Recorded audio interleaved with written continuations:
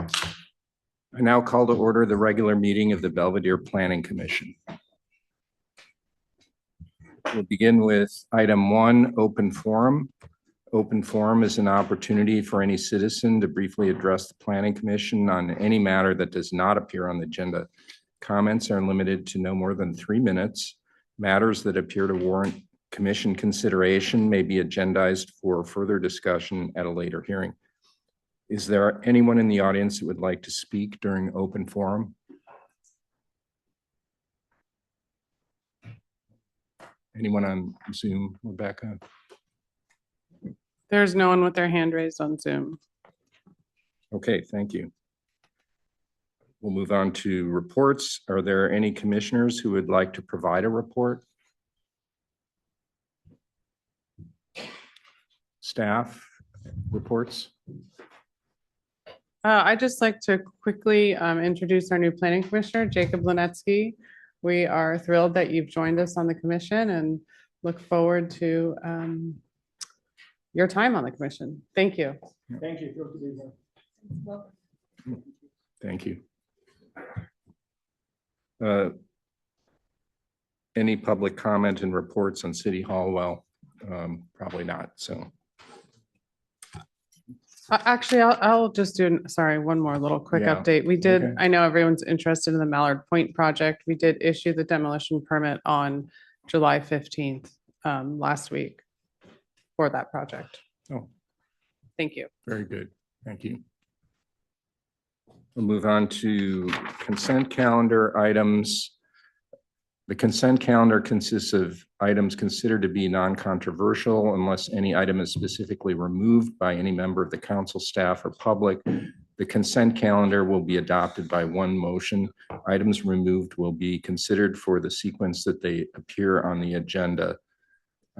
I will request that we remove the approval of the minutes because we only have 2 commissioners here that were present at the last meeting. Does anyone else have any requests?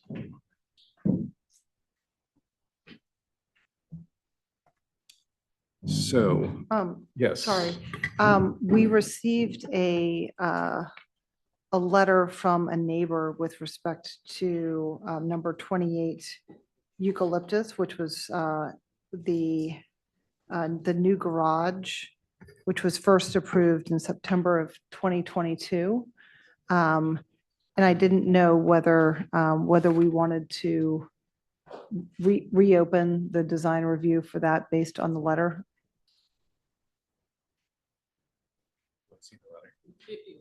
Staff is not familiar with this letter, if you don't mind. It is here on our podium. Is it for 34 Eucalyptus, maybe? Yeah, it's regarding 34. Oh, sorry. Never mind. I'm fine. Okay. Thank you. Sorry. 28, 34. Yeah, sorry about that. Yes. I do words, not numbers. All right. Thank you. No need to remove number 2 from the consent calendar. Thank you for that clarification. So with that, can I have a motion to adopt the items on the consent calendar with the removal of last meeting's minutes? I'll make a motion to approve number 2 on the consent calendar. I'll second the motion. All in favor? Aye. Aye.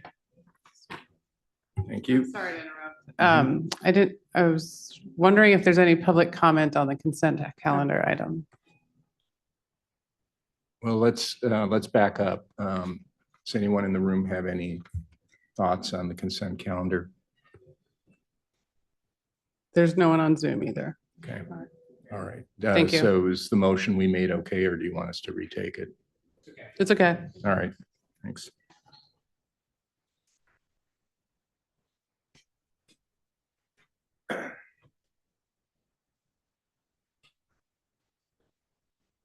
We will now move on to the public hearing. I believe we're going to reorder the order that we hear the items in. We're going to begin with item 5, which is design review and use permit for a dock expansion and boat lifts at 310 and 312 Beach Road. Can I have a presentation from staff, please? Thank you, Chair Seidel and members of the Planning Commission. For your consideration this evening is an application for design review and use permit to construct a dock expansion, 2 boat lifts, kayak racks, and a shed. 310 and 312 Beach Road are located on steeply sloped lots on the eastern side of Belvedere Island. On July 1st, 1989, the city entered into a joint dock lease with the then owners of both properties to use and maintain their private docks. Historically, a deed, gate, fence, and joint staircase provided access to the dock. The stairs, which were in disrepair, have since been removed due to safety concerns. In March of this year, the properties received Planning Commission approval to construct a shared elevator and landing within the strip to access the property's shared dock. Approval was also received to reconstruct the stairs and connect to the existing pier.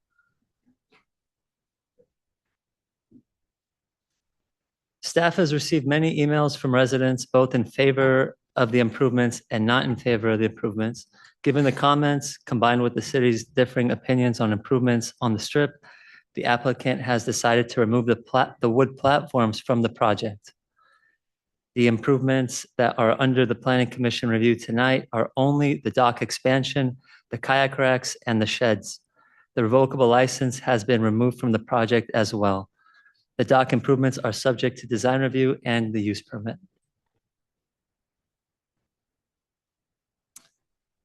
The 270 square foot dock expansion is proposed on the southern side of the existing dock and will be constructed using composite decking materials.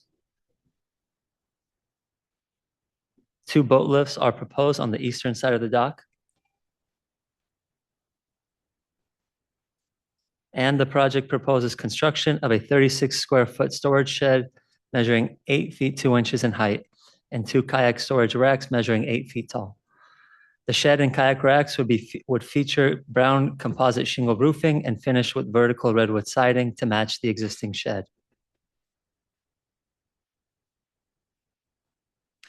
The dock, boat lifts, kayak racks, and sheds are located on the water beyond the strip in the Recreation Zoning District.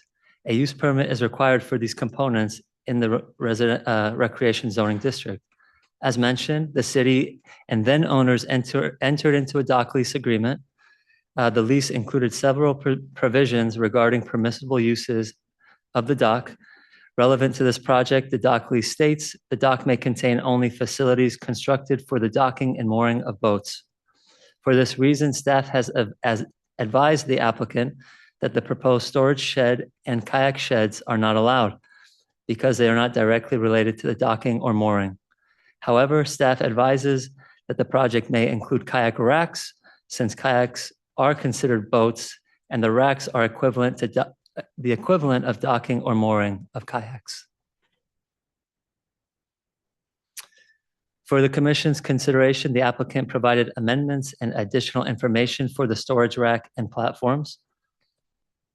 First, the kayak storage racks would be located on the ends of the dock and rotated 90 degrees.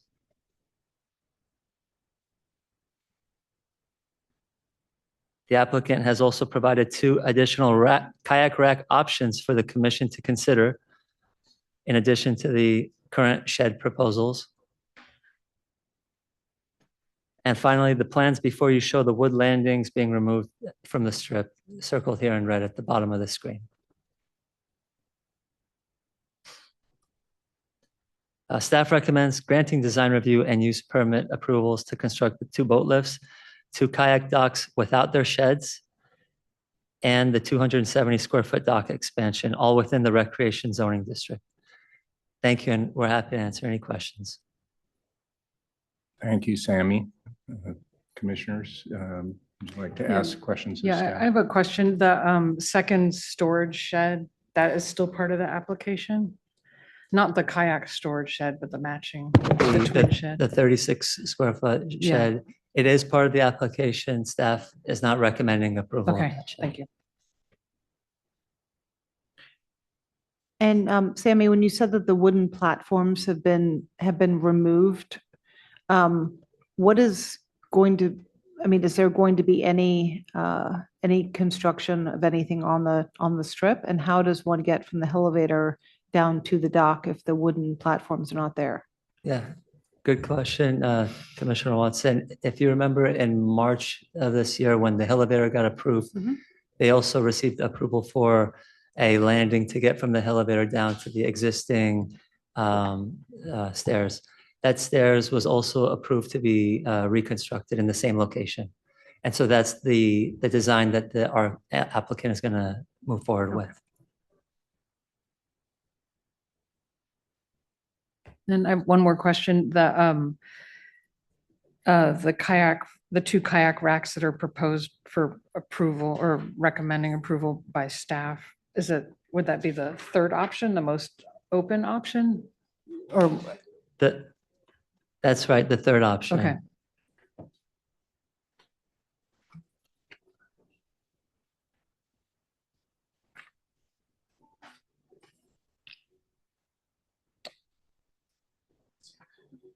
Maybe, Sammy, could you just go back to the sort of the aerial that showed the parcels?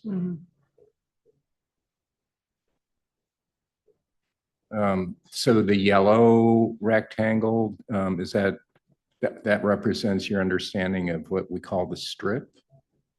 That's correct. Okay. Sure. I just wanted to clarify that. It's kind of hard when you're standing on site to tell. There's no fences or anything. Right. And water. Okay, thank you. Any questions? So just to clarify, the improvements on the strip itself are not at issue here, correct? Correct. Okay. And the reason the staff is not recommending the two sheds, one of which is already grandfathered in, there is a kind of a shed there already, right?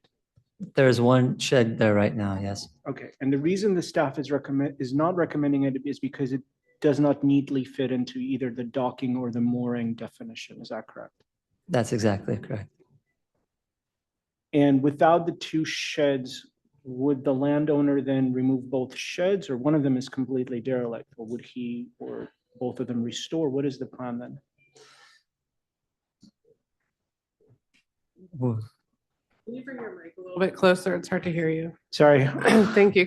Can you What ask is the the, question again? if the sheds are not approved, what is the plan to deal with the existing shed that is pretty derelict on the pier?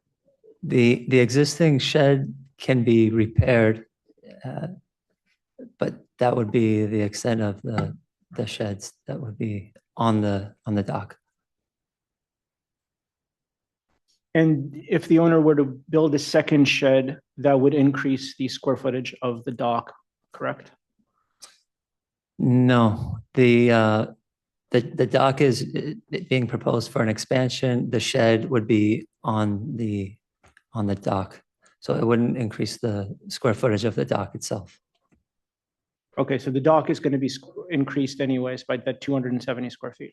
Yes, and that's primarily, partly for the boat lifts. Understood. Thank you. Sorry, one more question about the shed. You referenced in your report that there's a shed on a neighboring dock.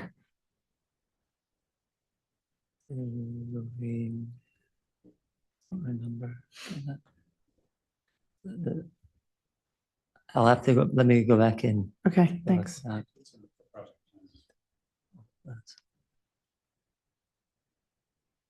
There.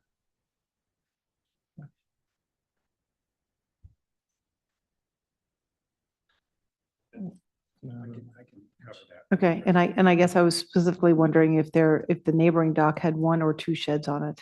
Oh. Thank you. I have another question for design review of the kayak racks. What's triggering design review? Is it because they're fixed or the height of them, or what specifically? Why is it part of the design review? That's also a good question. I think it was part of the design review because it was more of a structure. At this point, we require design review for permanent structures. So I'd assume there's some permanency to a rack on a dock in the middle of or in the water.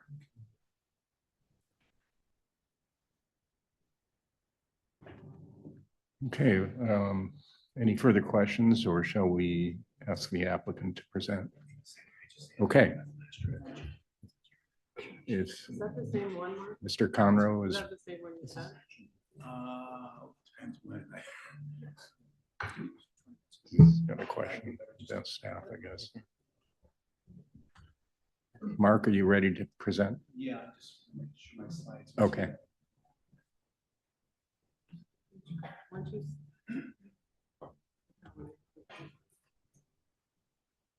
Who did me off the Zoom? Is it that? The one at 503, is that the right one? I think I just said revised. I just sent it to Sam.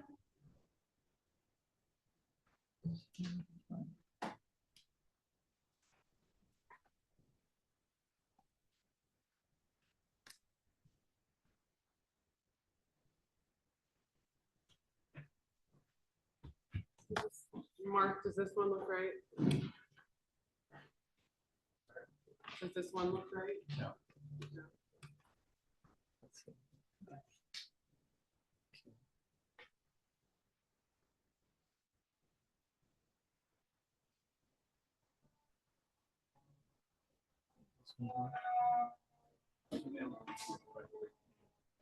We'll get it. Why don't you go up to the dais and get the mic on so you're ready?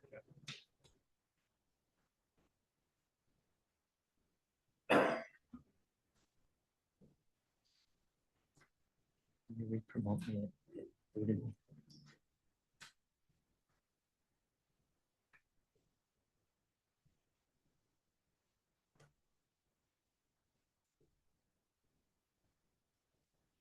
No, we'll do We'll, it we'll for you. control it. But make sure that mic's on. Push the button so it's green. Okay.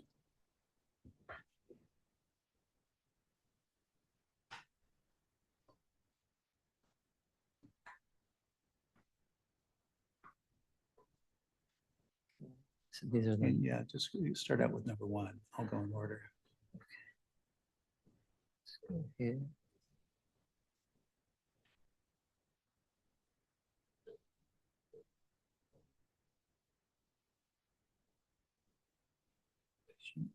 Yeah. Start with that.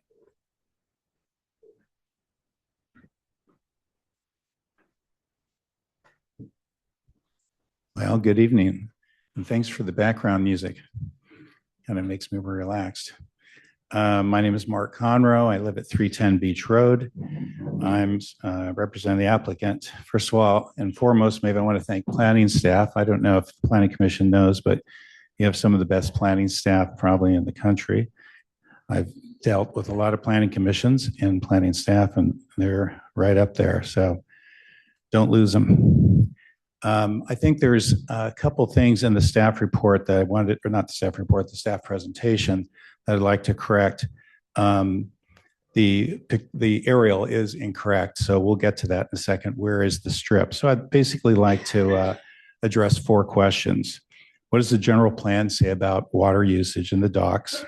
What are we proposing? What does the dock lease say about equipment storage? And where is that darn strip? The general plan consistently recognizes that Belvedere's unique identity derives from its intimate relationship with the bay. It identifies maritime improvements, including docks, floats, and boat lifts, as an important part of the hundreds of waterfront properties in town, and recognizes Belvedere Cove, where we front, as an important recreational resource, and seeks to preserve the city's unique waterfront character. So what are we proposing? As staff pointed out, we had 2 pieces to our proposal. One was the dock, and 2 was in the strip to add 2 platforms to as part of our elevator improvements. Clearly, the whole issue of making improvements in the strip is very politicized, and so we were advised a couple hours ago to pull that from the application, which we did. So the only thing we're discussing tonight are the dock improvements. So what are those dock improvements? And again, we'll get to where the strip is in a second. We're proposing to enlarge the existing dock that's been there for over 50 years by 270 square feet. This is only 120 square feet more than what was approved a couple decades ago. This would result in the total dock area of being 1,050 square feet, shared by two homes. This is probably, to my knowledge, the only dock in Belvedere which is shared with two homes. Otherwise, it's one dock, one home. So this results in a dock size per home of 525 square feet. And I would contend it's the smallest dock after we enlarge it in Belvedere, 525 square feet, including all walkways. We're also proposing a boat lift for each owner. Let's talk about those kayak racks and the boat equipment storage shed. There's one shed being proposed. If you can go to, actually, if you are they seeing what's in blue is what we're talking, you can leave actually that up for 1 second there, Sammy, please. In blue is what we're talking about. In red is the strip. Below that red line is the strip. And I'll get to the legal definition in our survey in a second. Let's go to the next definition, or sorry, next page. Page 2 of the plans there. Oh, nope, that's not it. Oh yeah, okay, I've actually enlarged that a little bit. You had the old elevation. We were asked to provide an elevation. That was what was in the, if you can make it smaller so you can see, there's two parts of that elevation. Sammy, if you, there we go, keep going. Okay, perfect. That's sort of the before and after. The before was a week ago. And the current is we turned the, only one change we made, we turned the kayak racks 90 degrees. One of the main reasons for doing this was to clarify this word structures. You can see that they're a single wall with a roof, and they're see-through as you look from the beach or the bay. You can see the existing shed and a matching to be proposed equipment, boat equipment shed. So that's what we'll talk about in terms of boat use. And we can talk about the kayak racks too. But they are covered and they match exactly what the neighbor has, except about a quarter of the size. Let's go to the next slide.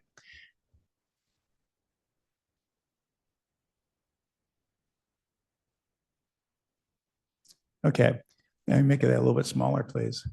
Okay, actually, that's not, I was looking in the plans. If you can go to the plans, the next slide in the plans.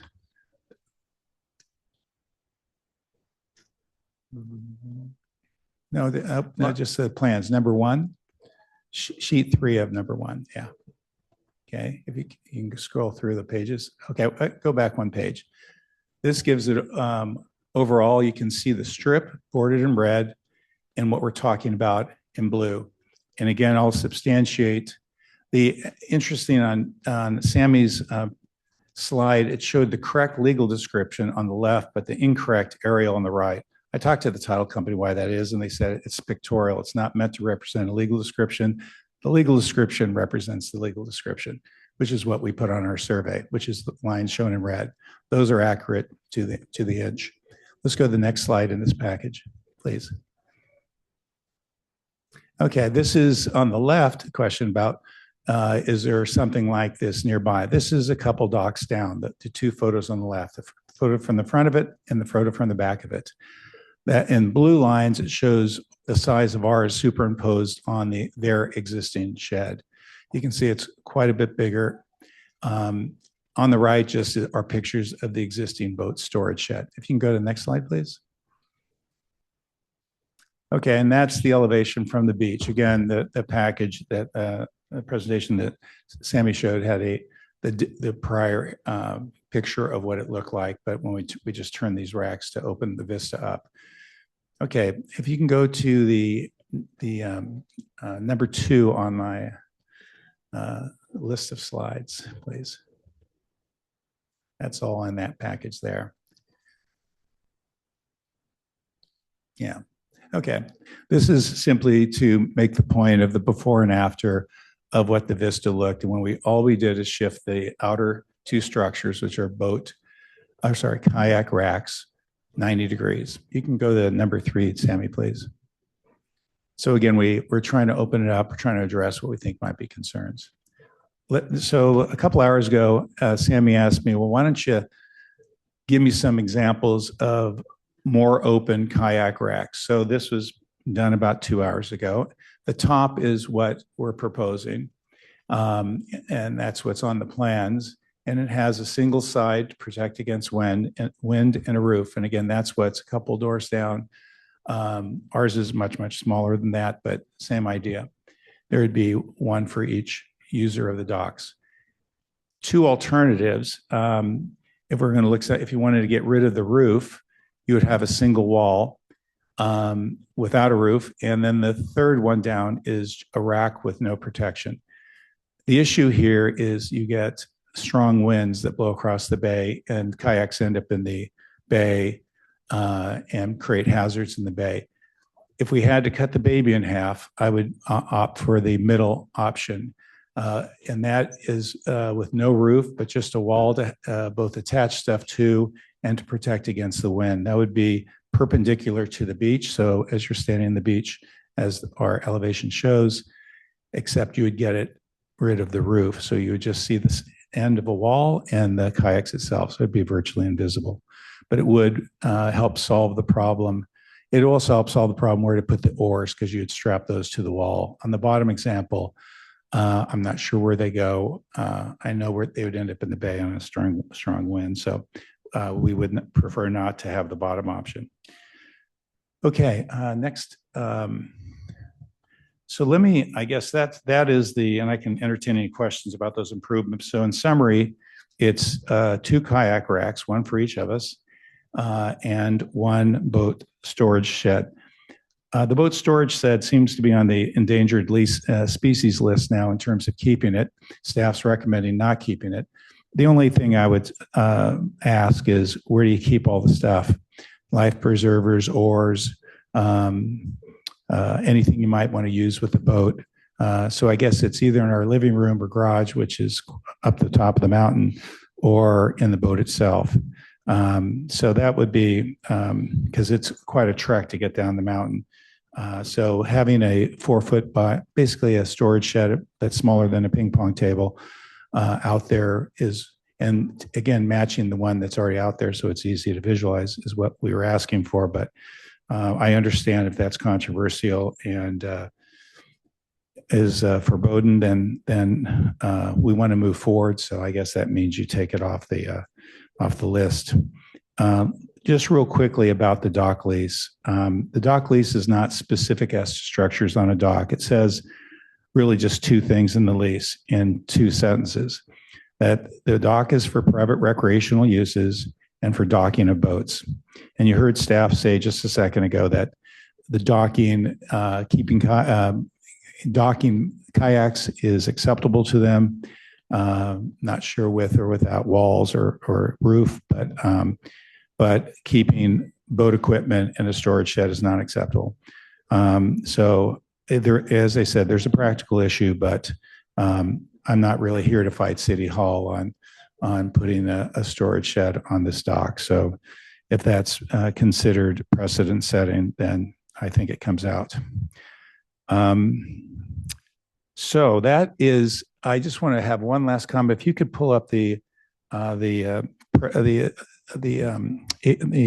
map for the strip. There's 2 attachments, 2 PDFs. One's the APN map for the strip, and one's our survey for the strip. Could you pull those up, Sammy, please?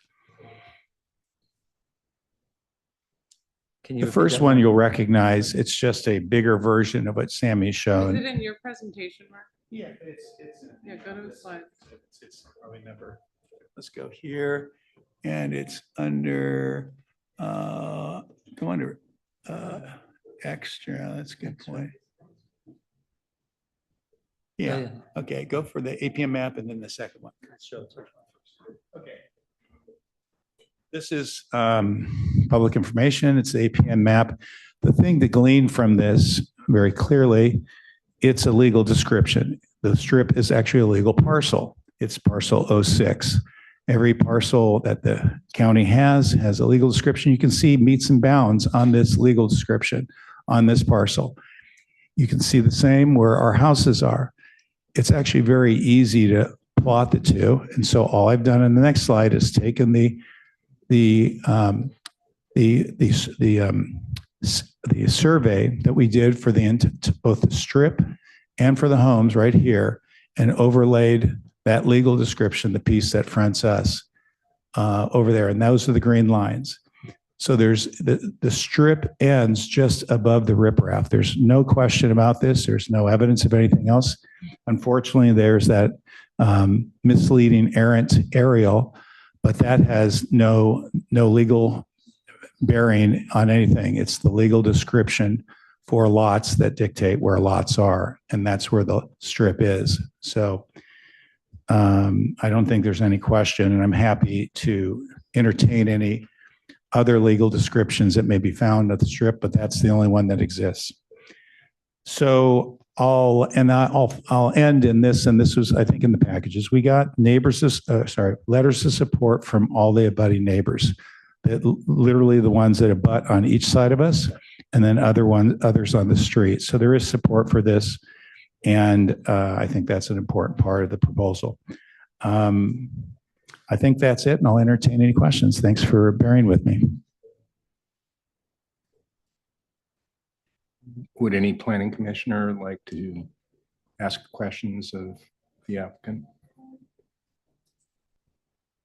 Hi, sorry to take us away from the thrilling conversation about kayak racks. Yes. Can you tell us about the lighting that's planned for the dock? Sure. And staff made in their staff report a recommendation, which I'm fine with. And we have the most unobtrusive lighting you can put in those little puck lights that are, 1 inch diameter, that are flush mounted with the dock, so you don't walk off the end of the dock. And I think they said, hey, there's, instead of 32, I think the numbers were, the architect put 32 on there, and they said, let's put 20 on there.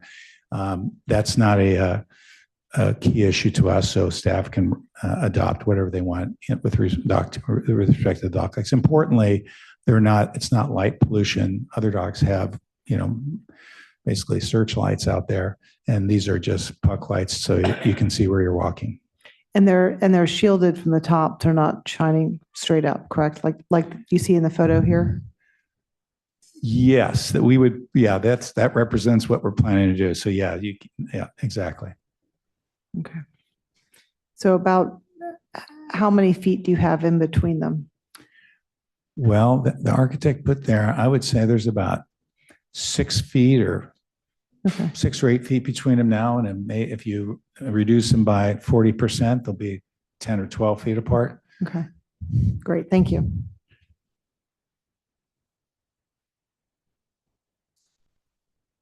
Any other questions?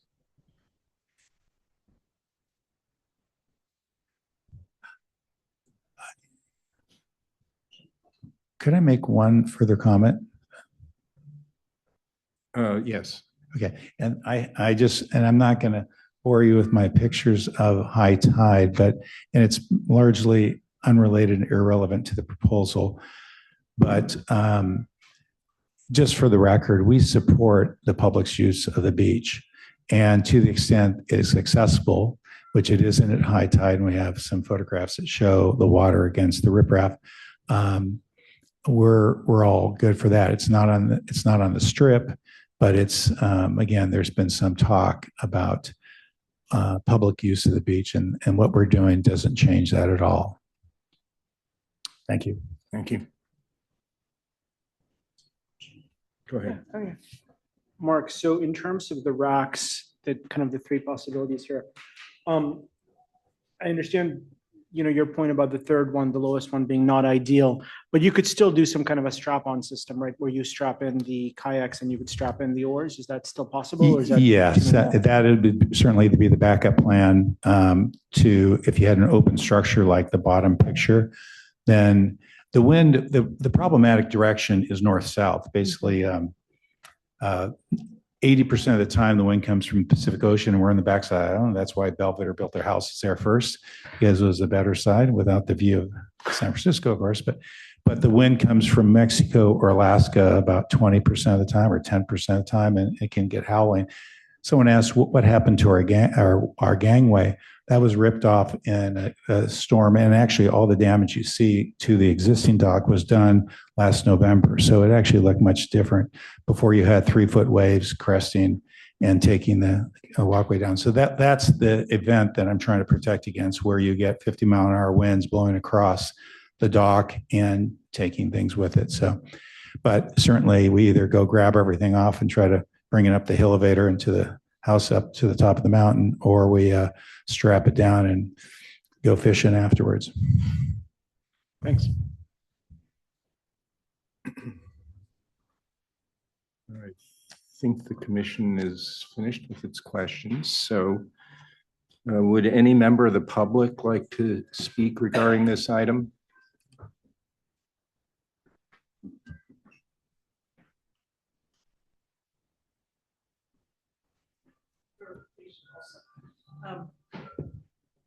Sandy Donnell, 137 Golden Gate Avenue, Belvedere. And I guess I'm curious about what the point of, like, talking about the strip and the water's not being part of the strip. That's one of my first questions.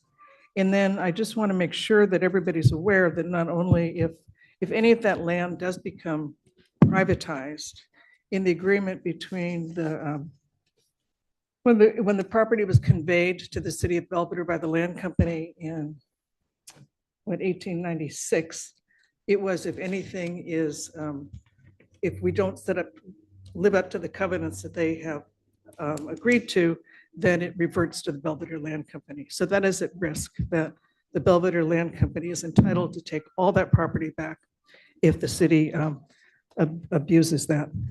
And then you spoke about the revocable license. So how is the elevator coming down if there is no revocable license? Maybe staff can answer that. I mean, or maybe you can't answer because I'm just a person talking, but. Do you want me to answer? Yeah. Yeah, if you- if you okay. allow it, Yeah. The planning commission approved those a few months ago, and it has not gone to city council yet. But so there is a revocable license, It has not gone to city council for a revocable license yet. but that's possible. Well, yes, Okay. it will go. So Yeah. then, okay, it will go. Well, I didn't bring my little picture here, but you've all had it where if you see, then it's giving away almost as much land to private parties as the land and their ownership, and their own lots, existing lots. So I think that would be very irresponsible of the city when a revocable license is still supposed to be open to the public. You can't privatize, you can't cut it off and make it part of your yard. It still is something that can be used by the public. That's my understanding. When I was on the city council, when we looked at revocable licenses, that was one of the strong findings. And I'm going to run back and get my little picture for you. Just a sec. Sure. Can I ask a question? I had thought that there was a revocable license for the existing stairs or I guess the pre-existing stairs.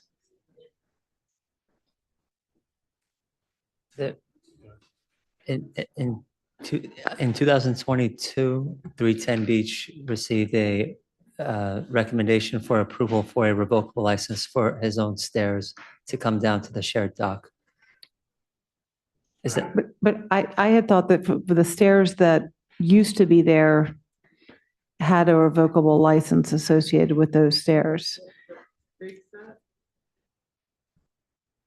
on 310 Beach or 312 When Beach? we discussed this having to do with the elevator, it was my understanding that there was a revocable license that was associated with the stairs that the elevator was in essence replacing. At Mr. Conroe's property, there was a revocable license on his property to get down to the stairs from his side of the property. That revocable license in March replaced all revocable licenses in the strip before that one. So any revocable license that was approved prior in the strip was no longer valid. And the one that went in 2022, it was recommended for approval by planning commission. Mark, I don't recall that it went to the city council, but so he had a revocable license for that stairs. Okay, thank you. Come back when it goes to the city council. So if I can just clarify, is there not a revocable license now? You say you had it recorded. 2022. Then it would have been grandfathered. You have it recorded? Yeah. But the one that I think was mentioned in the staff report is the 50 years and 79. Just on his property. Technically it's expired for this one, right? So, If you could just give us 1 minute, I think Okay. we are just double checking our records down here. Thank you. Much Thank you, appreciated. Commissioner. Could I make, because this is, of course, I've researched it heavily, a couple quick comment on the revocable license, which of course the city council is their purview, but for 50 years, we had one for the stairs that were there. In 2022, that was, I was granted one for the stairs, and that's in place now. If the one that's going next month to the council gets approved for the elevator, that would replace the one for the stairs.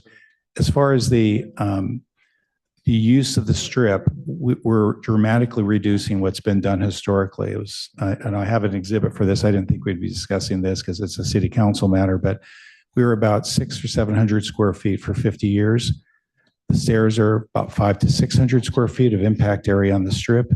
And currently we're about 230 square feet for the elevator. So, and I have a exhibit that shows all this. So that we've reduced in half our impact of what's been going on for 50 years. It's the exact opposite of what people are suggesting, that we're getting more land. We're actually giving up a lot more land.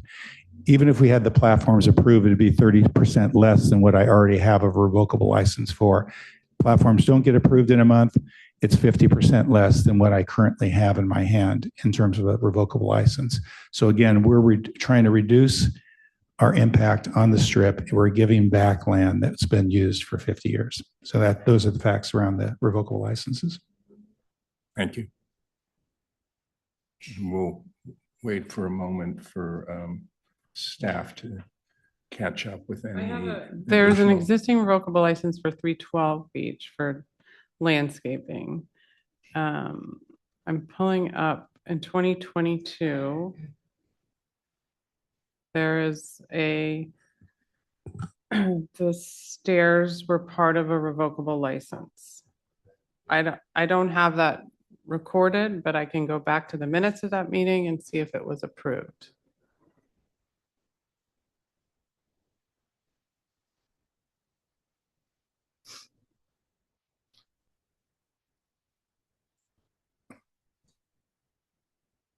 So will the landscaping license for 312 remain in place, or is that going to be replaced by this new?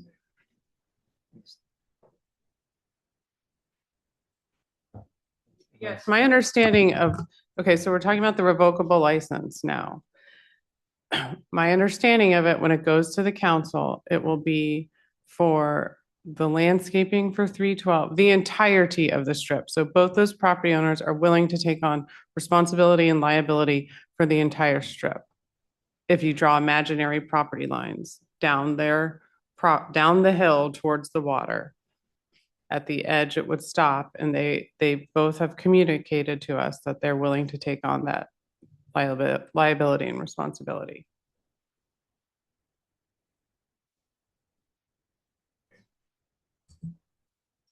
That may be, I mean, I'm not exactly sure how that dovetails into our deliberations tonight, but it's probably a very good point for us all to be aware of. And I think it'll be clarified when it goes, if and when it goes to council for consideration at the revocable license stage.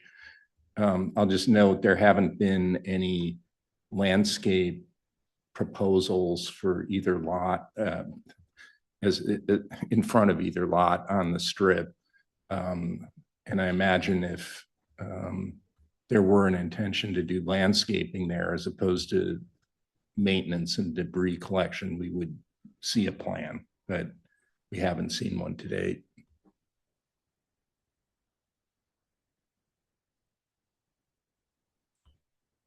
Are there any other comments from the audience? Please come forward. Hello, I'm Charlie Harrington. Oh, should I wait for the timer? Anyway, I'll start. I'm Charlie Harrington. I'm Chair of the Belvedere Parks, Open Spaces and Lanes Committee. On this matter, I've been engaged with city staff. A couple months ago, I met with city staff, a council member, and a homeowner at the site. We reviewed and discussed what seemed like a great project, which was to add the elevator, repair the existing damaged dock, and improve pedestrian access on the beach underneath the dock, which was awesome. But the project has ballooned since then. I've written 2 letters. Hopefully you've seen those. So I was going to talk about 2 things. It does look like the shoreline decks have been removed from this proposal. That was one of the things I was going to bring up, but otherwise I'll talk about the building of the additional dock. So the Belvedere general plan was brought up earlier. I reviewed it when I joined Parks, Open Spaces, Lanes, and there's an exhibit. Exhibit 3 is the land use map. It's a colorful map showing what everything is. And the general plan, that map clearly shows that the waters of Belvedere Cove are open space. So in the staff report, they're contending the new dock would be in the R zone, city's recreation zone. So there's some ambiguity there. So I just highlight that for your attention. And then in the staff report, it talks about the term of private recreational land use as an acceptable way to get a use permit. And in that same map, which of course I don't have in color, I don't have a color printer, but there are 3 locations in Belvedere where you can have private residential land use. It's on that map. They are the 2 yacht clubs, and they are the homes along the water on Corinthian. I think those homes, interestingly, own the water underneath, or own the land underneath the water right there. But beyond that, the general plan doesn't show any other private recreational land use. So I wanted to highlight that. Of course, there are the grandfathered in private recreational docks. It's my understanding the city has not approved another dock being construction since the 80s. So I just reminding like what this project is. Repairing the existing dock is one thing, but expanding and doubling the size of that fixed dock, effectively building a new dock, which the city has, as far as I know, hasn't done in many years. So yeah, the original project of a elevator, existing dock repair, and improving pedestrian access under the dock, no issues with that. And again, I appreciate the engagement that we've had so far, but I just think about the precedent of giving away the city's public zones open and recreation for private benefit. Thank you. Thank you. Chair Seidel, Yes. just for your consideration, we did find the 2022 revocable license, which was executed at 310 Beach Road. It included a new staircase landing and landscaping. Okay. And is that already repealed, or is that still in effect until something supersedes it? That's still in a, Yeah, that revocable license is still recorded on the property. So it could be repealed, assuming this project goes forward to city council. But then there could be some potential for harmonizing the 2 revocable licenses, given this 22 one references landscaping. I don't think that would be disturbed, but obviously the stairs and such could be impacted. Mhm. So we would need to harmonize them, Yeah. assuming this project goes forward. Okay. Thank you. Okay, anyone else? I'm letting members of the public comment right now, Mark. Rebecca, is there anyone on Zoom who'd like to say anything? There are no hands raised. Okay.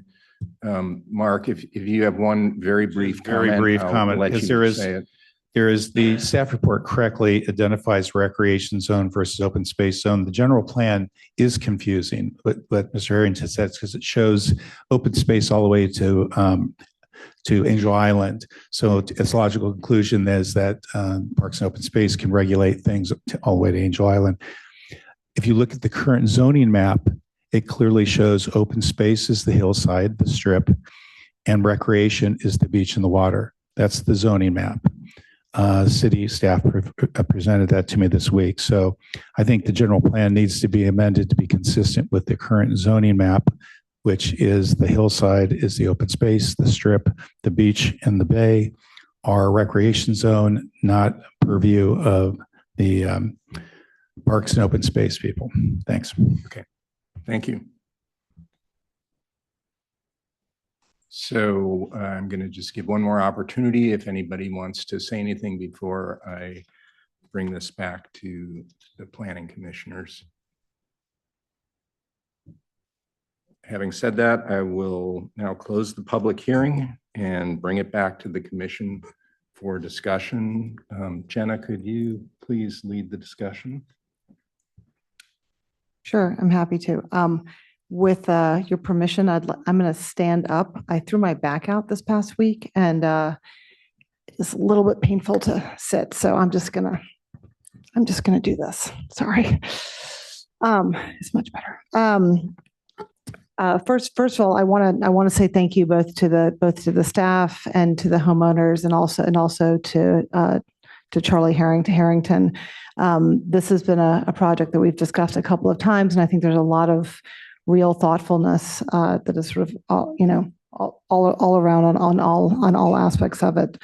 As some of you know, I actually used to be chair of the Parks, Open Spaces, and Lanes Commission, so I'm very attuned to the public access issues, especially with the beachfront properties and some of the coordination that it takes with the homeowners and the commission. So thank you. One thing that I like about this project is that it's actually getting the homeowners to be able to use their waterfront. One thing that I find amazing about Belvedere is that we're surrounded by water, yet the access to the water is almost nil. I mean, when you think about the ways that the public can access the water, it's really difficult. I mean, for those of us who don't live on it, and for those of us who live on the water.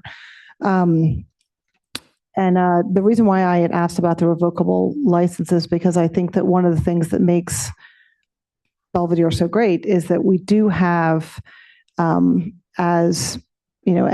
do have the strip, is we do have access that's built into our land records for the public, and that's something I'm very interested in keeping.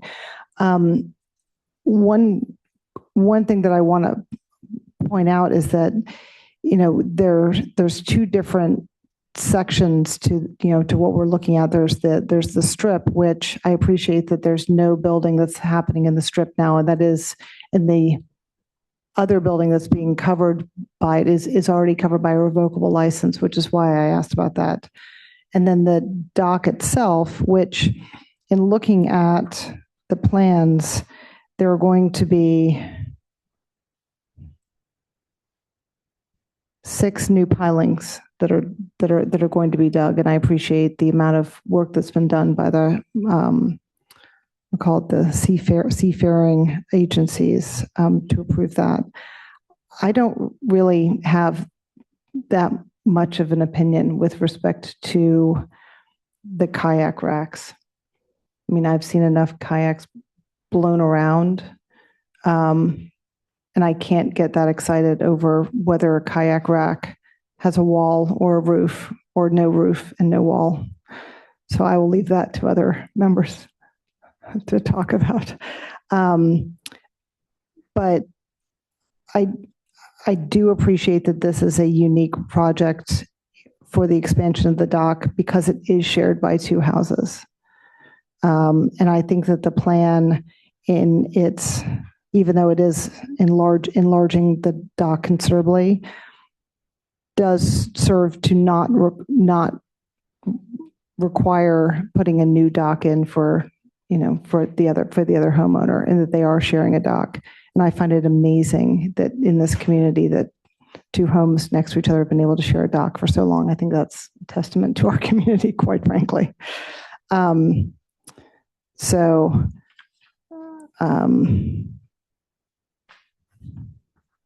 What is the expiration of the lease?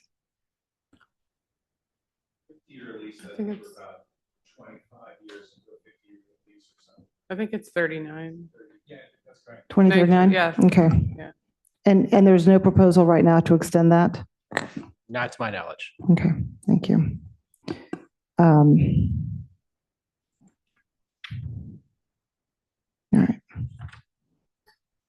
That's my comments right now. Thank you. I'm just going to continue to stand. Okay. Permission granted. Isolda, please.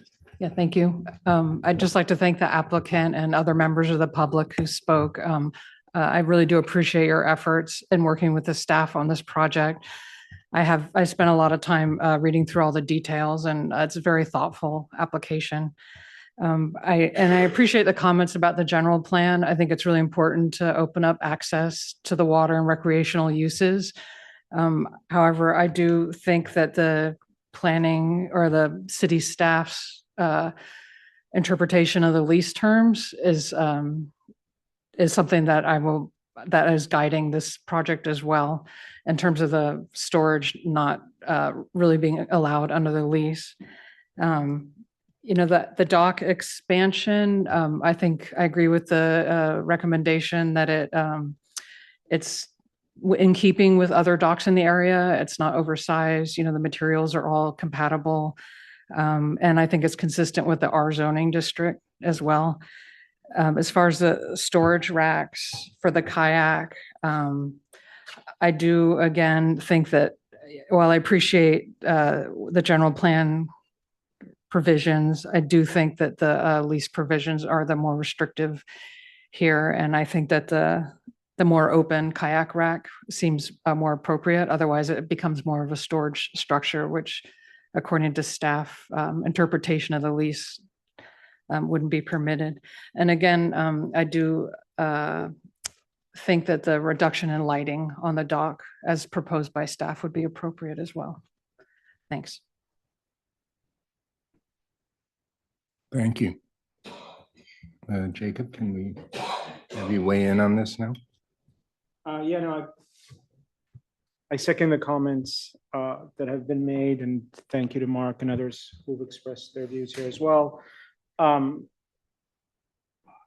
come to it from, I guess, a very similar perspective, which is we have a pretty derelict dock right now, and it's really an eyesore for pretty much everybody involved. And there's a plan to fix it, to renovate it, slightly enlarge it in a way that I think will add to the aesthetic appeal and, in essence, the public benefit there. So for me, that's an important factor. As regards the rack, I'm of the opinion that you should strike a balance between what's the most utilitarian, but also provides for the safety. I don't think it's good for any kind of plastic debris to be blown away and floating in the bay. So, Mark, I think you've expressed the opinion that the second version is probably the one that will provide that medium of safety, but also of least intrusiveness. I'm fine with that design. I think it strikes an appropriate balance. That's my opinions. Thank you.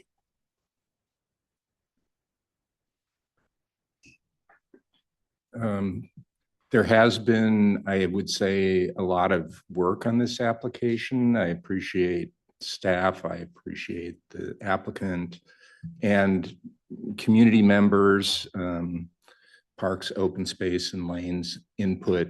I've tried to diligently read and reread it all and read the deeds. I think it's been an interesting application to study because it really touches on 4 different parcels. And there's, information going back all the way to the 19th century to take into consideration here.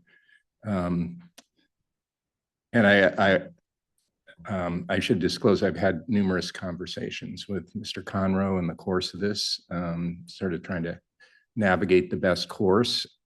I feel I share with fellow commissioners, I think we're on a pretty good course here now. The way, during my admittedly somewhat limited years on the commission, we have had several of these applications related to docks and transiting across the strip. And I think so far, my impression is that the idea, even though it's not specifically mentioned in the deed, that if you have a dock, you got to have a way to get there. And so that's what this application has now. Not so clear that, expansions beyond that within the strip are a good idea. So I feel it's a clean application now with the removal of the platforms.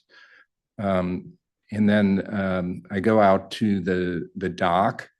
I feel this is probably a pretty unique situation in Belvedere where two properties are sharing one dock. I think given that it's a unique situation, I can understand why each homeowner would essentially want to have a place for their own boat and lift. And I don't think the docks are excessively large. So I would be able to find in favor of the dock. So when you get to the discussion of, the things on top of the dock, I'm inclined to go with the staff interpretation, I think, but partly because in my own mind, given that the dock is in an open space zone, I think having less structures on it is consistent with the idea of an open space. I mean, it's basically a horizontal plane with a railing. You can moor a boat there. It's not obstructing the views of the open space, and there are people using the beach who want to look out. So again, I appreciate the offer to remove the shed. So that kind of leaves us with the kayaks. I think it's got to be either image 2 or image 3, and bear with me for a minute while I vacillate here. I think that properly secured, it probably has to be significant strapping or something. I think that the kayaks themselves are weatherproof. They don't need cover. How a freestanding wall is going to perform, it's a little hard for me to predict whether it's going to add that much safety. So I guess I'm inclined to go with just the rack.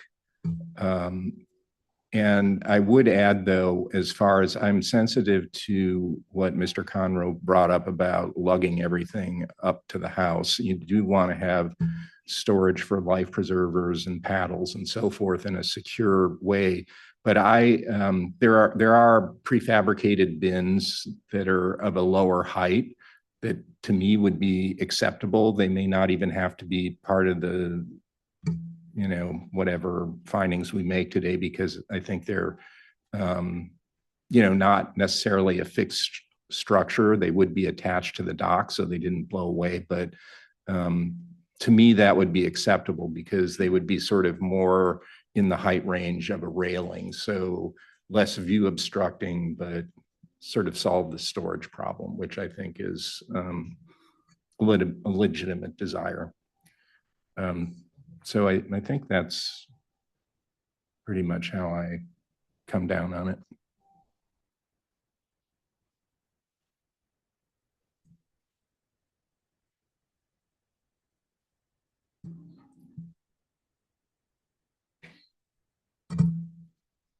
Does anyone have anything further to say, or it sounds like we're relatively consistent. If someone wants to take a stab at making a motion. Do you want the lawyer to do it? Okay. I'd appreciate it. Sure.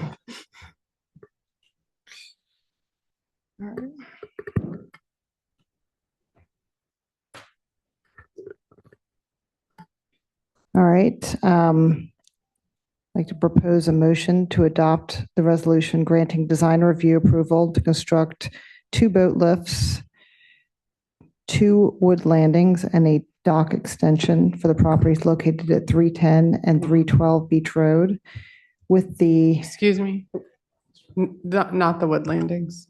oh, sorry, not the wood landing, sorry. Yep. Adopt a resolution granting design review approval to construct 2 boat lifts and a dock expansion for the properties located at 310 and 312 Beach Road with the following requirements. There be a reduction in the number of lights as discussed. That the kayak racks be rack number 3. Be rack number 3 in the photos that were shown. that the new shed proposed is not approved, and that the public access is maintained along the beach in the same degree as currently exists. If I could just clarify the motion, if you don't mind, Commissioner. Go for it. Yeah, so the shed is not before you. It's no longer part of the application, given the Oh. dock lease. All right. Right, and then I believe you at the end addressed maintenance. Is that what I heard? No, public access. Oh, public access. Okay. That's not part of design review, Okay. but if that's something that's you nonetheless want to address, that's okay, but it's not technically a design review criteria. Right, we're on the design review resolution. And it's not, that's not part of the project. So you have the pier, they're just rebuilding that, but so, and that sort of relates more to the revocable license. Okay. All right. Then we can, if that's not, if what's before us isn't covered by the area that the public walks. Right, we're not addressing any improvements on the strip. All right. All right. So we have lighting, rack number 3. That's it. Yes, thank you so much, Commissioner. All right. Okay. So do you want me to rephrase? I think we have it, unless anyone else up on the dais would like to read, further read. Can it be read again? Of course. All right.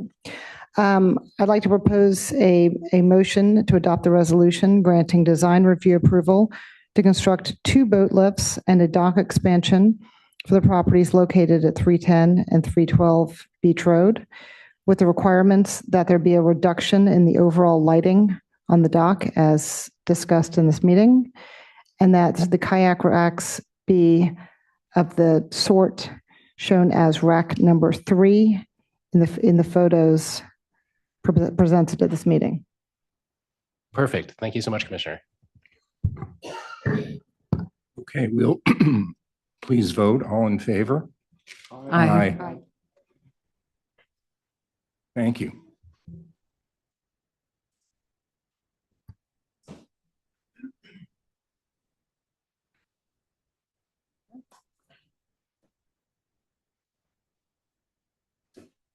All right.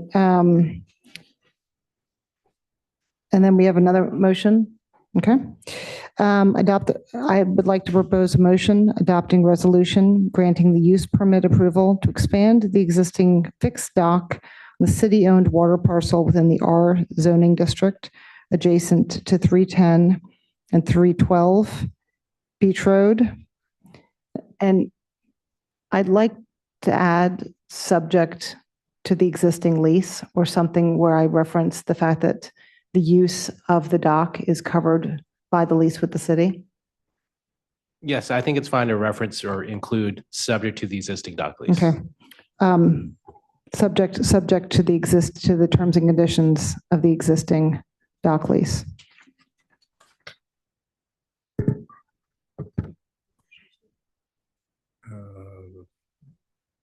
Yes, you can. Is the dock lease coterminous with a revocable license? No, not necessarily. So that's a very good point. So the dock lease, as referenced before, is set to expire on June 30th, 2039. Revocable leases do not necessarily have a term. Oh, that's something that the city council could conceivably incorporate, but they don't always have a term. So it is something that we should probably look into, in that the 2 documents should be coterminous, right? Because you can't really have a dock without the revocable license that allows for the access to the dock, correct? So isn't the revocable license covering the strip of land? Mhm. And the Yes. strip of land is where the elevator and the stairs are. Yeah. Without the strip of land, without that elevator and the stairs, you cannot access the dock. Is that correct?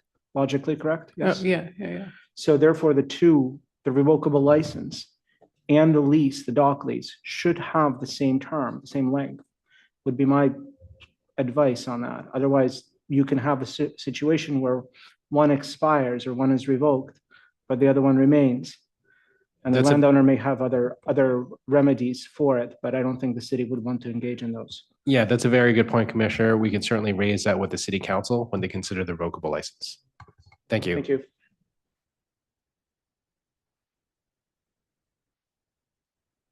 I think we second the need a motion. second. No, thank you. Second the motion. Please vote. All in favor? Aye. Aye. Thank you. And then we do not have a motion. We number don't three. need the third Nope. one. Okay. All right, I think that concludes this item.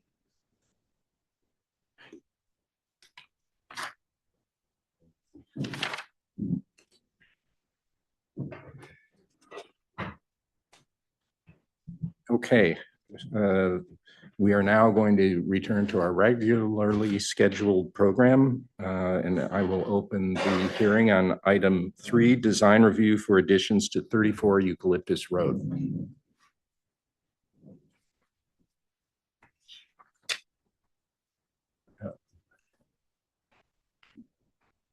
Can we have a presentation from staff, please?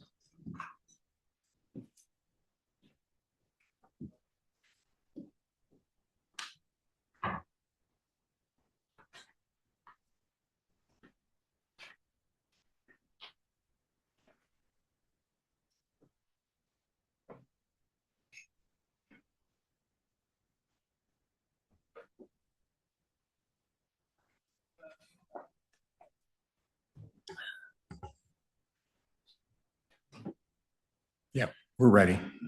Thank you, Chair Seidel, and members of the Planning Commission again. For your consideration this evening is an application for design review to construct 2 additions and a canopy at 34 Eucalyptus Road. The subject property is 22,000 square feet and on a steeply sloped lot on the southwest side of Belvedere Island. The parcel is located near the end of a cul-de-sac on the private Eucalyptus Road and is surrounded by single-family homes in all directions. The site includes an existing 3,697 square foot residence and 600 square foot detached garage, which is screened by dense vegetation and mature trees along the property's western, southern, and northern sides. The applicant proposes 2 additions resulting in 289 square feet of new floor area to be located on the lower level of the existing residence. 1 addition with total 55 square feet at the northern side of the property, 23 feet from the right side property line. The second addition consists of a 234 square foot addition beneath the footprint of the upper level deck at the rear of the residence. The 234 square foot addition will be 17 feet from the rear property line and 45 feet from the left side property line. The 55 square foot addition would include 1 sliding door and 1 fixed window. The 234 square foot addition would include 1 sliding glass door and 2 fixed windows. The additions would not increase the height of the home. The 55 square foot addition would be 9 feet 6 inches in height from existing grade, and the 234 square foot addition would be set into the sloping hillside 15 feet above existing grade. The proposed exterior materials would match the existing residence, including dark flint rock, colored wood siding, and steel windows and doors in a matte dark bronze finish. The project proposes constructing a new 532 square foot steel canopy on the existing upper level deck. The canopy structure would be 11 feet tall and supported by 4 steel columns with a matte dark bronze finish. The existing deck would be renovated as well, with the existing seating area to be removed and installation of new stone pavers and glass guardrails. Here are the rendering details, the look of the stone deck and canopy. The canopy would include motorized shades as well. Exterior lighting is proposed on the new canopy, and they would include 6 flush-mounted exterior lights between the canopy steel slats.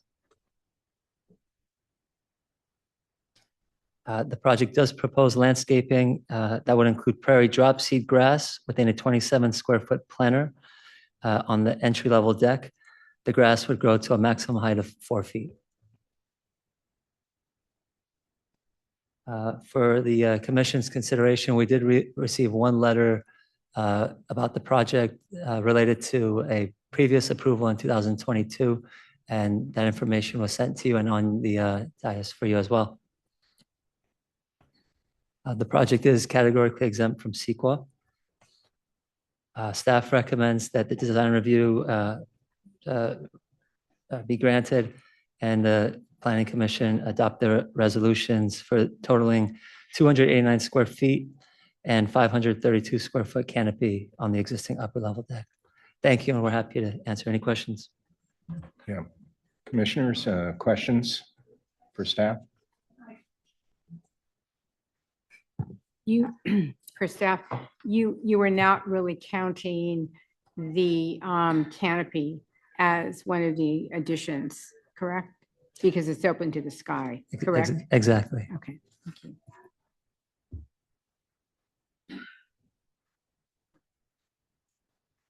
If the canopy were ever to be more completely covered, like more than 50%, then it would count as square footage and it would be non-compliant, I presume.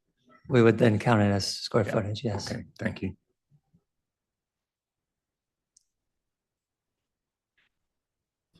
Regarding the letter that we have about the lighting, that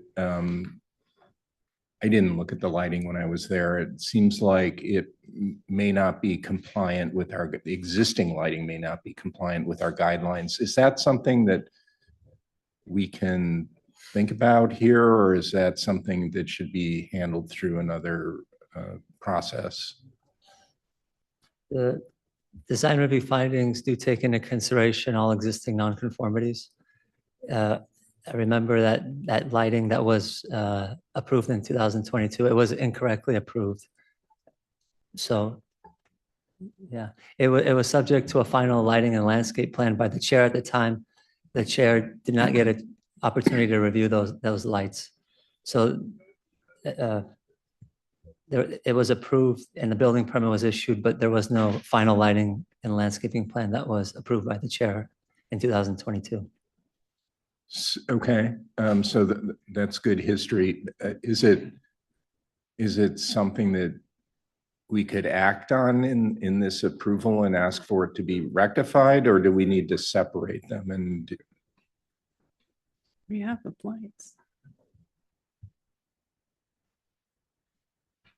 I think typically it would be handled through a code enforcement action. I was involved with some of the complaints about the lights, and I pulled up the plans, and the lights that are, my understanding in 2023, that the lights that are on there are the lights that were approved. So it sounds like amongst staff, we need to do a little more historical research into this. yeah, I mean, I'm sympathetic to what the letter is expressing.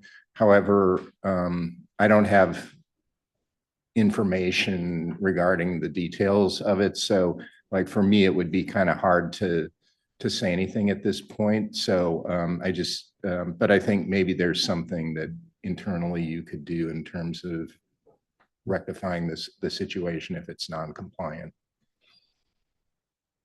Okay.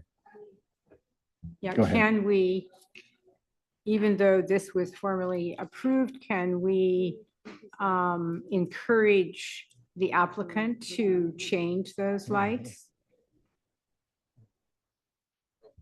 Yeah, I think. Sorry, go ahead.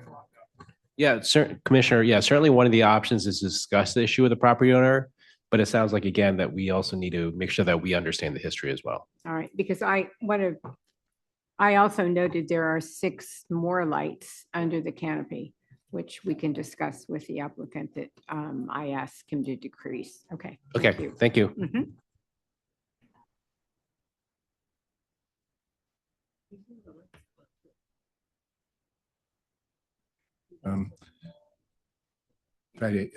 If we have no further questions, is the applicant here? Would they like to speak? Yeah, thank you.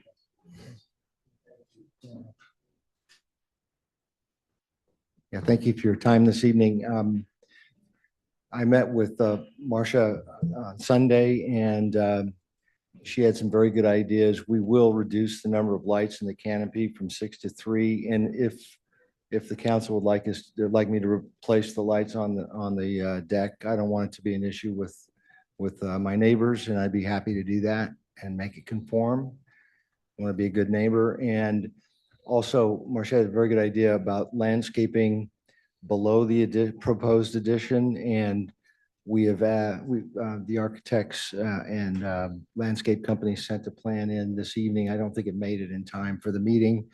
That includes landscaping all on the hillside, and 4 oak trees, 2 30-inch box oaks and 2 24-inch box oak trees. Thank you. Thank you. Any questions from the planning commission to the applicant?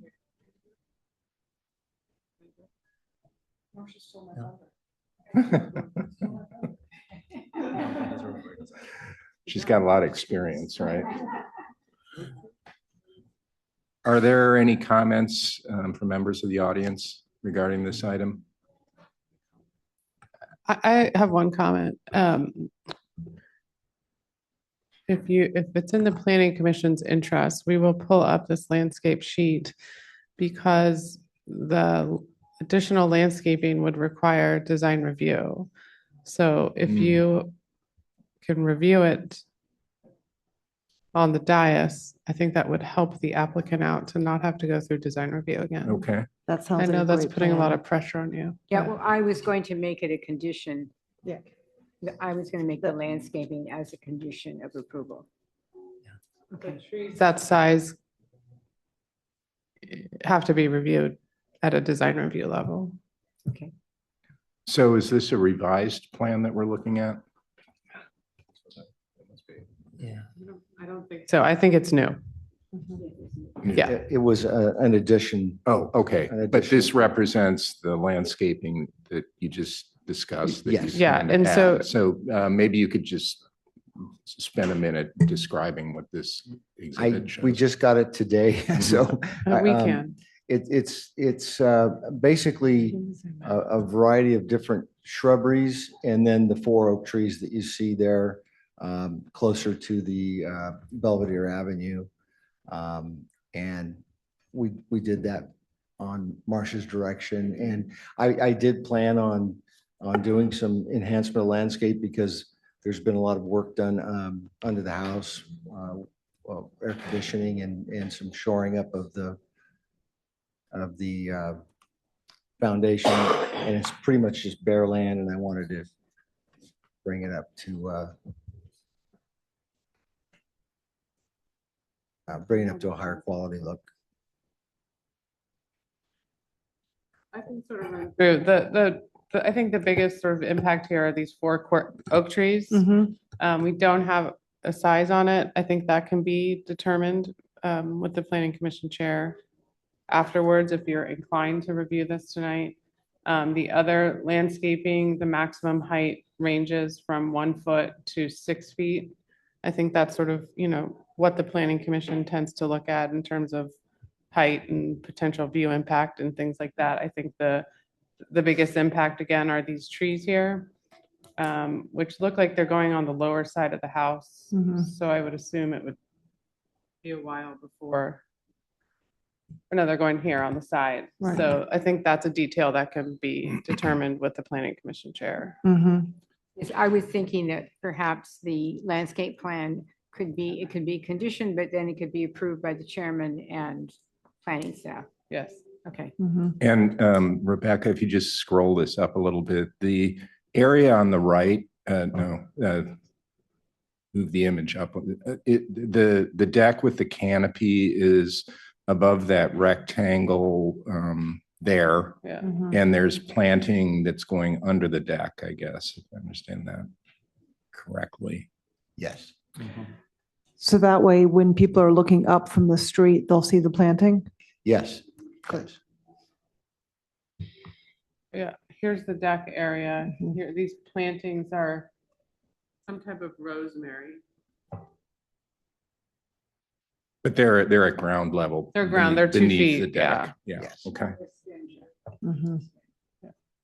Okay. Yeah, you can't, I don't think they're allowed to plant rosemary. There was stringa, which is a different, yeah, that's fine. Okay, Yeah. thank you. Catch on fire. Yeah, yeah.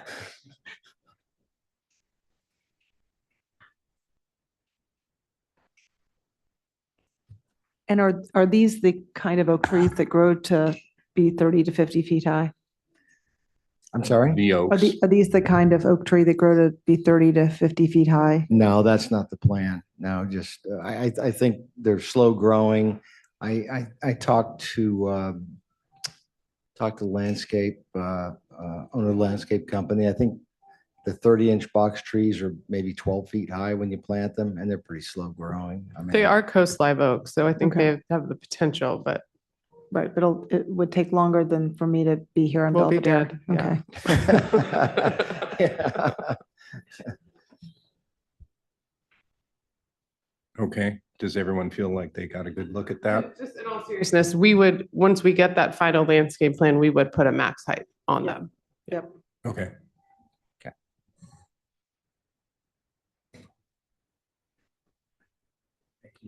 Thank you for that. I don't think I asked, was there anybody on Zoom that wanted to, hands raised, say anything here? No hands raised. Okay. Do you have anything further to add to your presentation? No, sir. Thank you so Okay, much for your time. thank you. I'll now close the public hearing and bring this. People in the audience that want to speak. Oh, I Yeah. didn't. Come on up.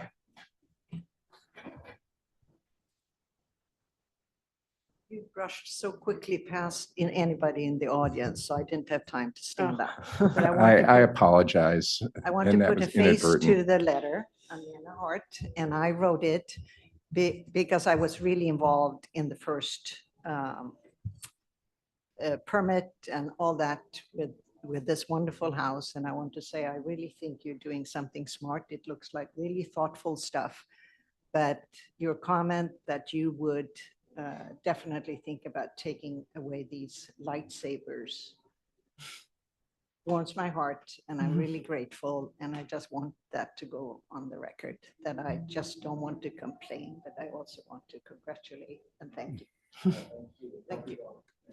Thank you, Nana. Anyway, I'm Nana Hart, 26 Eucalyptus Road.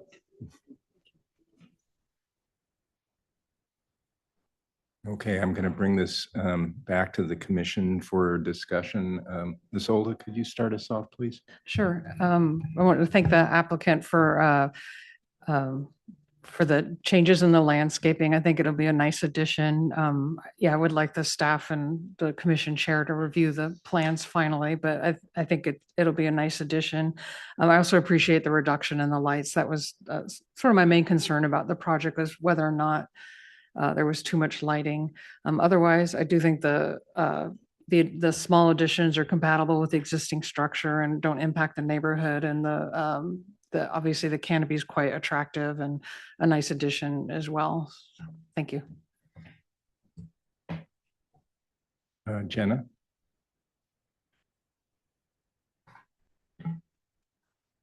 I also appreciate the project and also your willingness to add some softening with landscaping and reduction of lighting, both existing lighting and the proposed lighting. And I think that with having Chair Seidel be able to approve the new lighting to replace the existing lighting and also the final landscaping plan, I think I can support this project. Thank you. Thank you. Marcia? I really can understand why the applicant would like this awning, because they face southwest and they get, which I also do, which I like, but you get a lot of sun and there are no overhangs on this house. So I think that will really help him, especially today. I'm sure you felt it. So I can make the findings for design review for this project, but with the condition of the additional landscape below the house. When I walk by Belvedere Avenue and look up, even now, the deck seems to be very close, even though it's, I guess, 17 feet. And so I think having additional trees and landscape there will screen the street and also screen the house, give some screening to the new addition, which is on the lower level, which I think will really help. And also, I think we need to have a condition of reducing the lights from 6 to 3.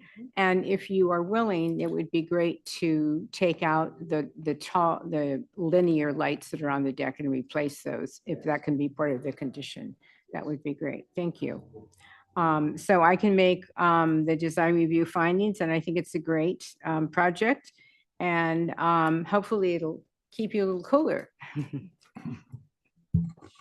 Thank you. If I may just chair for the record, I just do want to document for the record that the applicant did say yes in the audience.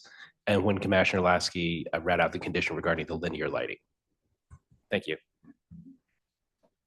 So I just want to start by saying, kind of one of the interesting things about being in this position on the Planning Commission is getting around and seeing all these interesting homes and properties in Belvedere. And I actually think you have a really attractive home. I think that the additions you're planning on making are very consistent with the character of the home. I think it'll be attractive. Like my fellow commissioners, I'll be able to make the design findings. And I appreciate the additional landscape and lighting changes that you're offering. Any further discussion within the commission, or I was wondering if Commissioner Lasky would like to make the motion, given that you have some additions and you've been involved in the evolution of the design. I move to adopt the resolution granting design review for 2 additions totaling 289 square feet and a 532 square feet canopy on the existing upper deck at 34 Eucalyptus, with the 2 conditions of reducing the lighting from 6 to 3, to replace the existing lights on the deck, and also to add there are 3 conditions, sorry, to add the landscaping below the deck under the new addition with oak trees.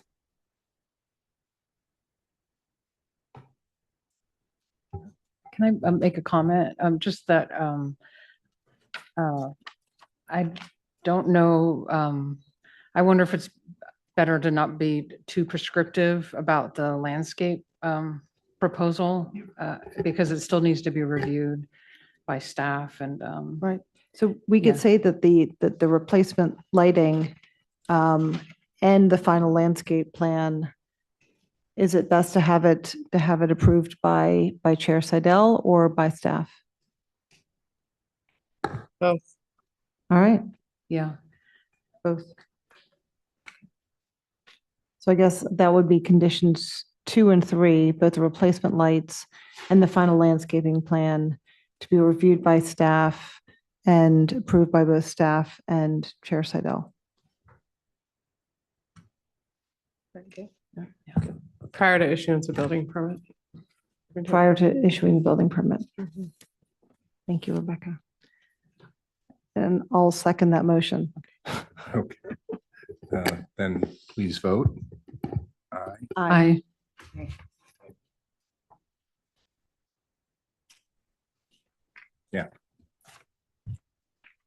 Take care.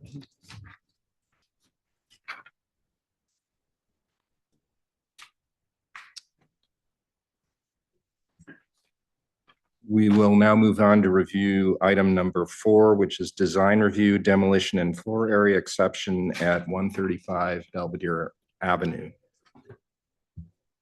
Staff report, please. Thank you again, Chair Seidel and members of the Planning Commission. For your consideration, here is an application for design review, demolition, exception of total floor area, and revocable license to construct a new single-family home at 135 Belvedere Avenue. The The project site is on a steeply sloped 52,000 square foot lot. The site received a lot merger approval in 2019, which previously consisted of 3 parcels. The site is developed with an existing dilapidated residence and wooden staircase. The existing structure is centrally located on the lot and surrounded by mature, unmaintained vegetation. The applicant proposes to demolish the existing 3,764 square foot residence and construct a new 11,223 square foot residence and 495 square foot junior accessory dwelling unit. The residence will be located on the upper third of the site where the existing home currently sits. The home would be developed in 2 floors, including a 4,761 square foot first story, 4,912 square foot second story, and 1,250 square foot attached garage. 16 feet and 5 inches from the rear property line, the project proposes a 300 square foot boathouse. The proposed residence will be set back 14 feet from the right side yard, 32 feet from the left side yard, and have a 0 front yard setback for the garage. For transparency, the applicant is including plans to construct a detached ADU on site. The ADU would be reviewed under a separate permit and it would not be subject to design review. The front of the home would include a 7-foot 10-inch wide by 11-foot 8-inch tall glass entry door between 2 fixed windows. Because Belvedere Avenue would be 20 feet above the second story's finished floor, the 17-foot 8-inch tall roof and 12-foot 8-inch tall garage would be below street level. Floor-to-ceiling exterior windows and doors are proposed on the right and left side of the house. Measured from existing grade, the residence is proposed to be 32 feet tall. And viewed from the rear, the project proposes a series of floor-to-ceiling glass windows and glass guardrails. The project proposes a contemporary design with sharp vertical and horizontal elements, glass guardrails and windows, and cantilever roofs.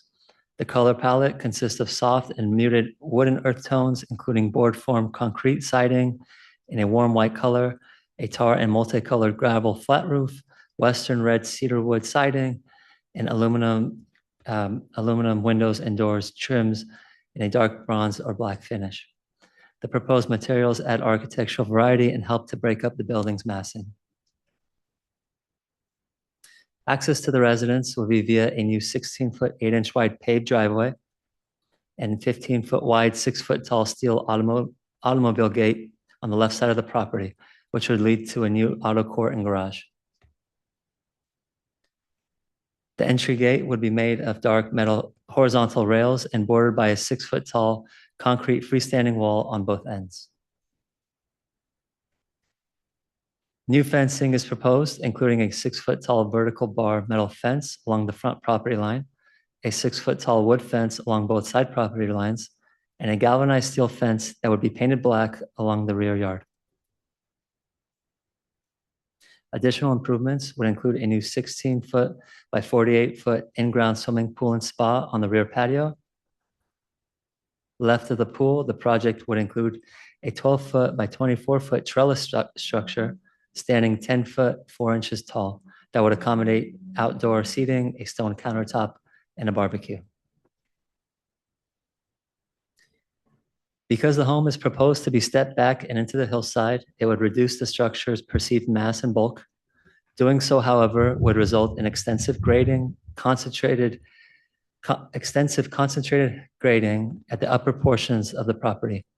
Up to 20 vertical feet of soil will be excavated below Belvedere Avenue to construct the proposed auto court, and up to 13 vertical feet of soil excavated to construct the residence's first story. The project estimates 2,500 cubic yards of excavation and 1,700 cubic yards of fill.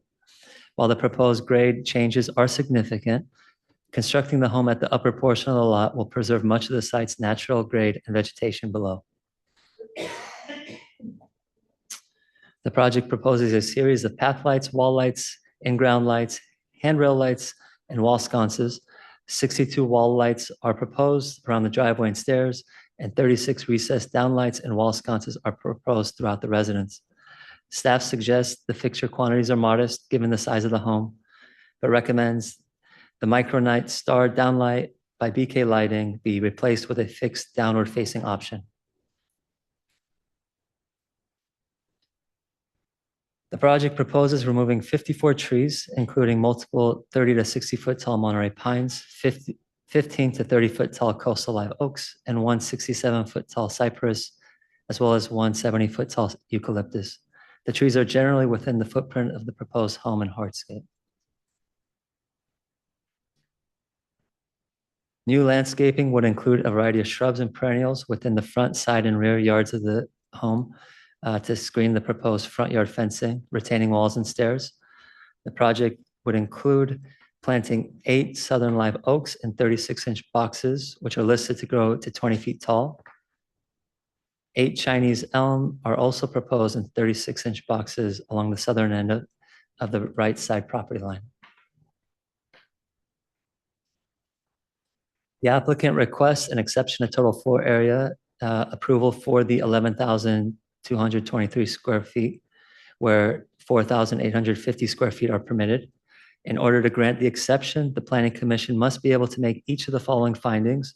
These include that primary views will not be significantly impaired, that there are unusual characteristics applicable to the parcel, which minimize the impact of the greater floor area, that the structure is appropriate in mass, bulk, and character of the neighborhood, and that the additional square footage will not substantially reduce privacy on adjoining properties. Here, staff recommends the findings can be made. Primary views from adjacent properties will not be significantly impaired as the subject property is above the adjacent 125 Belvedere and 2 Cliff Road. Views from Belvedere Avenue and uphill neighbors will not be impaired as the residence is set below the street line and tucked into the hillside. The site is unusual in that it was historically 3 separate parcels until 2019. The larger lot size and steeply sloped nature of the site minimize the buildable area and impact of the additional floor area. The project is appropriate in mass, bulk, and character for the parcel and in the neighborhood, and meets all design review criteria.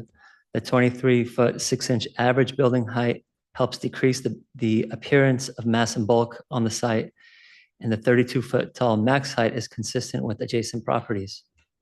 With respect to size, the proposal is not unusual in the neighborhood. In 2016, 2 Cliff Road was approved for a 12,000 square foot residence. In 2009, 425 Belvedere received approval to construct a 15,555 square foot residence. And 337 Belvedere, 255 Golden Gate Avenue, and 345 Golden Gate Avenue are examples on the western side of Belvedere Island where the floor area permitted is exceeded. Finally, the project does not substantially reduce privacy of adjoining properties as the proposed windows are not within neighboring sight lines, and landscaping will screening will provide an additional buffer.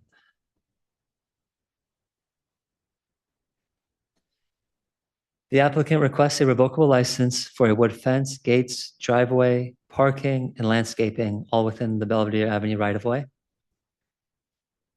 On the right side of Belvedere Avenue, a 6-foot tall wood fence and access gate are proposed. The fence would encroach 7 feet 9 inches onto city property and would be set 1 foot below the edge of pavement and would appear 5 feet tall at street level. Also within the right-of-way, the applicant proposes to plant coffeeberry, dwarf matrush, fortnight lily, and razzleberry fringe flower. These shrubs and perennials are listed to grow no taller than 4 feet in height. Additionally, the applicant would widen Belvedere Avenue from 17 feet to 24 feet 9 inches by relocating the existing street parking 7 feet closer to the front property line. Staff recommends that these right-of-way improvements provide a public benefit. Widening the roadway serves pedestrians and vehicles on a currently narrow road. The parking spaces are entirely public and serve as a public benefit. Landscaping will enhance the aesthetic quality of the streetscape, and the fence will serve as safety barrier and delineate the roadway from the hillside for oncoming vehicles.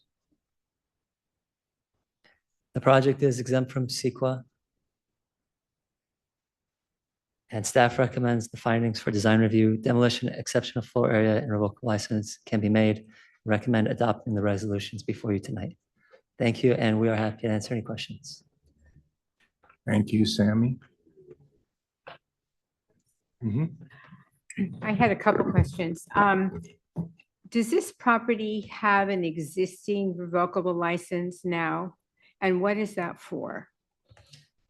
It does. I could look in the records to the year, but it is for the frontage improvements, and that was recorded.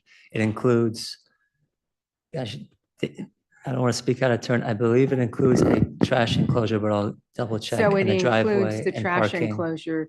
So they don't need another revocable license for the trash enclosure, that it already has one. It has one. This one would be a new revocable license that includes landscaping. So this would be a brand new revocable license taken to the council. Is if it replacing the old one or it's an additional one? It would replace the current Oh, one. so it's replacing. Okay.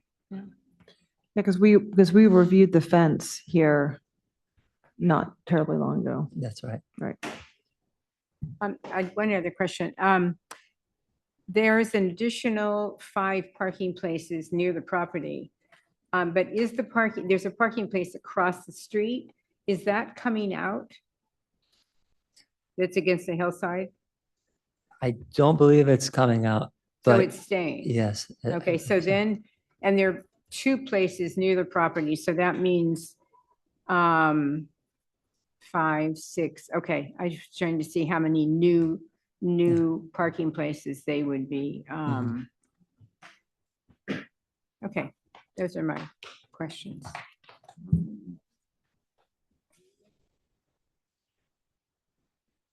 Okay, thank you. Do any other commissioners have any questions?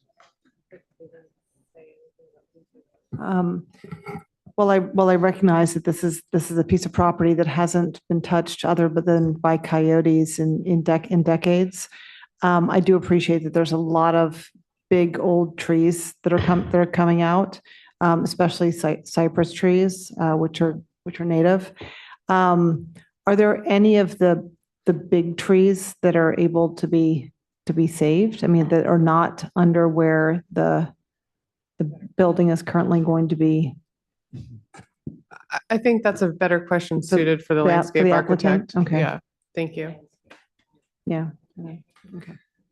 Yep. Thank you. Solda, did you have any questions? Okay.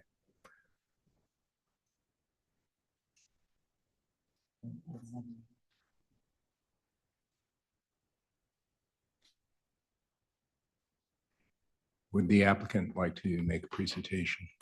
And with your permission, I'm going to stand up as well, but it's just for my back. Thank you.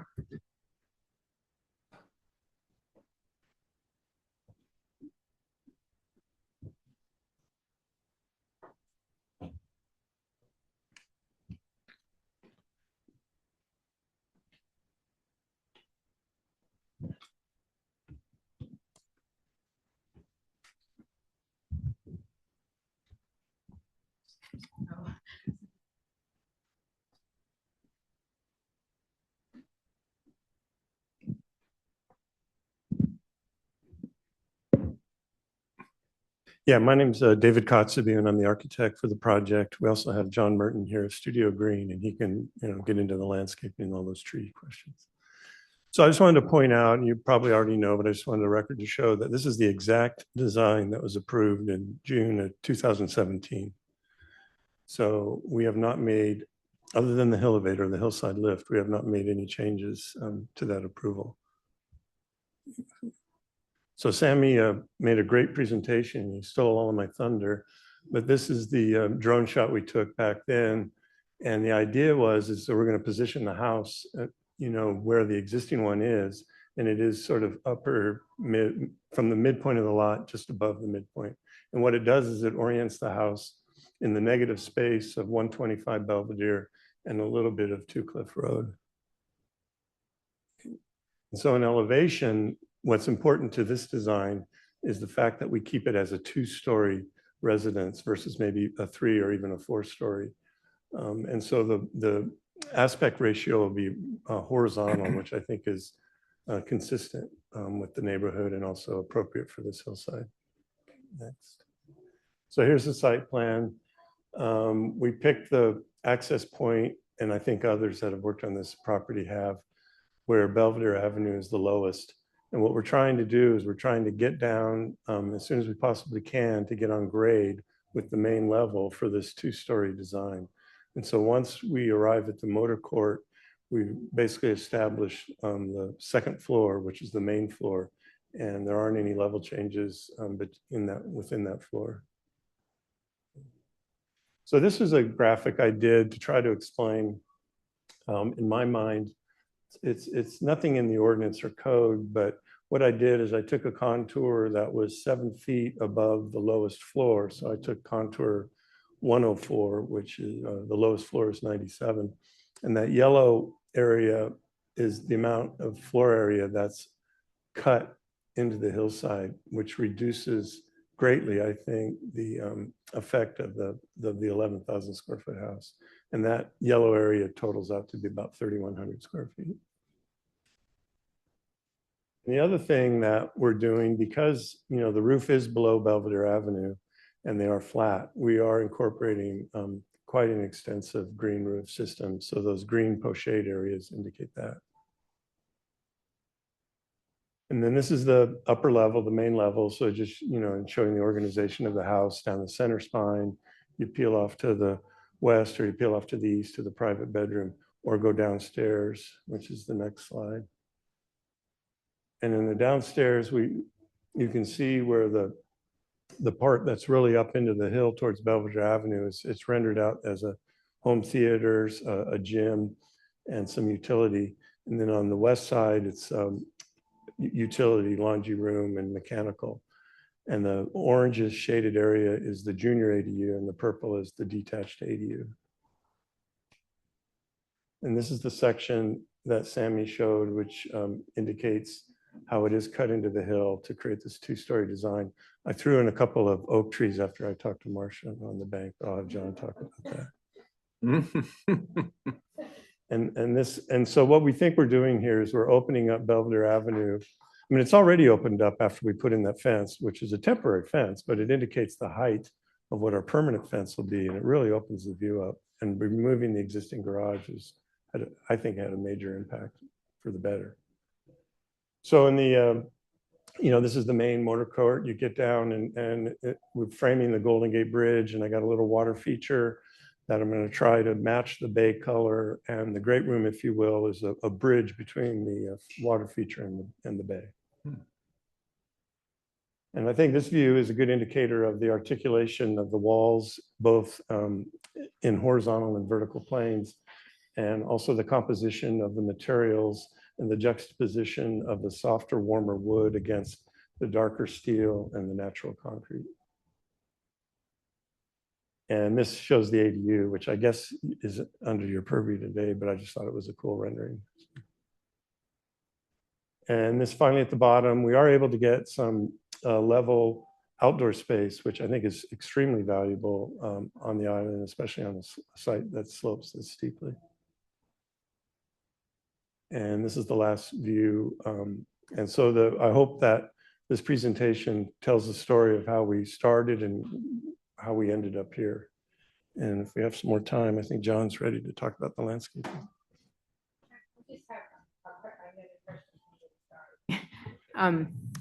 David, where the driveway is, when you're coming from the south on Belvedere Avenue, you are able to turn right and go in without coming from the other direction. Correct. Okay, and one more question.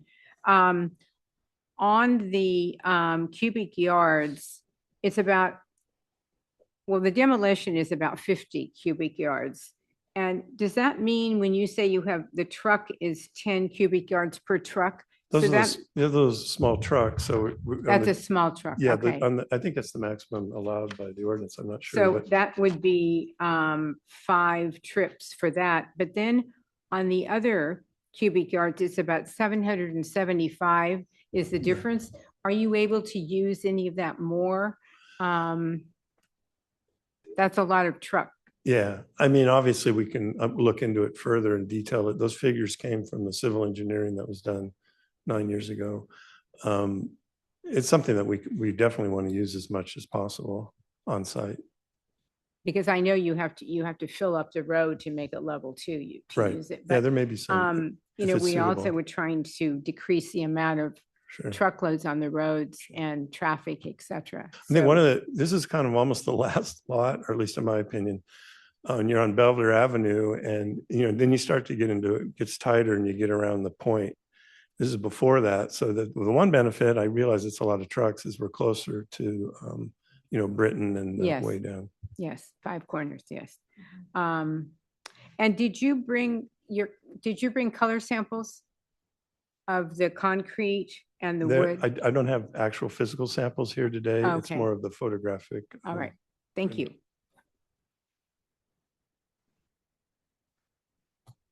Good evening. I'm John Merton with Studio Green Landscape Architects, and excited to really work on this project. I never thought it was going to come back, and other house got approved, and now this one's back, and it's fantastic because I really was excited about it way back when.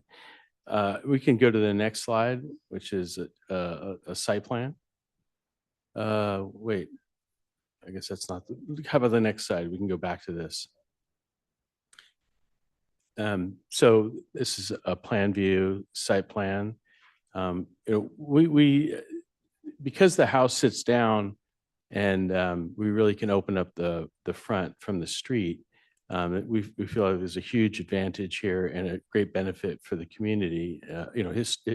Previously it was a fence right along the whole street, and you really didn't have a view, and now it really is opened up. The majority of the trees in the center portion of the property are Monterey pines. I believe there's one cypress, which the WRA report recommended removal because of its condition, but also it's a fire hazard. But in any case, four of the current large Monterey pines that were in the center of the property have actually collapsed and fallen down since we did this project some years ago. And I think one even went through the roof of the current house. And you can see them, they're sitting on the ground. As David was saying, how the house is developed in this layering down into there is sort of a flatter area, 23 feet below the street. And that's the opportunity spot to capture some flat space. And also for the landscape exterior uses to be associated with the house in a really tight and compressed way. So we really, when we do utilize some open space, we're maximizing the benefit of that and not stretching out further than we have to. But we really are trying to also provide for some exterior uses. Color, as you can see in the slides, I think the renderings represent the color and the feel very well, being that it's warm tones. We're thinking of a warm concrete like the buff tones and the stone being in a warm gray, very neutral, contemporary, simple compositions. So it's not complex patterning, more grid-like, very restrained, almost like museum quality kind of sense. Also very high quality materials. So it's not, there's no compromise in finishes and glass rails and stainless steel and other finishes that will hold up in this setting. The lighting for the exterior has been commented on. And we were concerned about, one of the things I hear about on every project we ever do is like, there wasn't enough light, So, sometimes we go a little heavy and there's areas that we can work on, and I'll get back to that in a minute. But we're looking primarily downwardly oriented for safety, for navigation. There's no uplights, there's no drama moments, but still, even within that, there's room for maneuvering, I think. As far as the plant palette goes, we were really focusing on evergreen, screening for the neighbors. So having the landscape that has some presence, really mitigating a lot of any walls or any architectural features that you might see from off-site, which there isn't much because of the way it's positioned. It's positioned really well. Concern for fire resistance, drought tolerance, and also size appropriateness. We haven't planted, say, things that are going to get, 75 feet tall next to, under the eave of the house, that kind of thing. I mean, it's kind of scale appropriate. And we can jump back to the previous slide. I did have a conversation with Chairman or the Commissioner Lasky about the various things. So what this slide represents is some of the areas that we've already now given some thought to in terms of modifying this project. So for example, in the driveway, we've taken out every other wall light. In the connection from the main house down to the ADU, we've taken out every other in-wall light. In the service area, we've taken out the 5 of the in-wall lights on that retaining wall. We did add 2 pathway lights back because they're just more general light, less focused on the staircase, because those tend to have a small pool of light. The other one has a little broader. We have removed the in-handrail light system that was incorporated into the entire staircase going down to the dock below, which obviously from the water looking up, you had the chance of seeing kind of like a disco runway kind of thing going on. So we agree with that.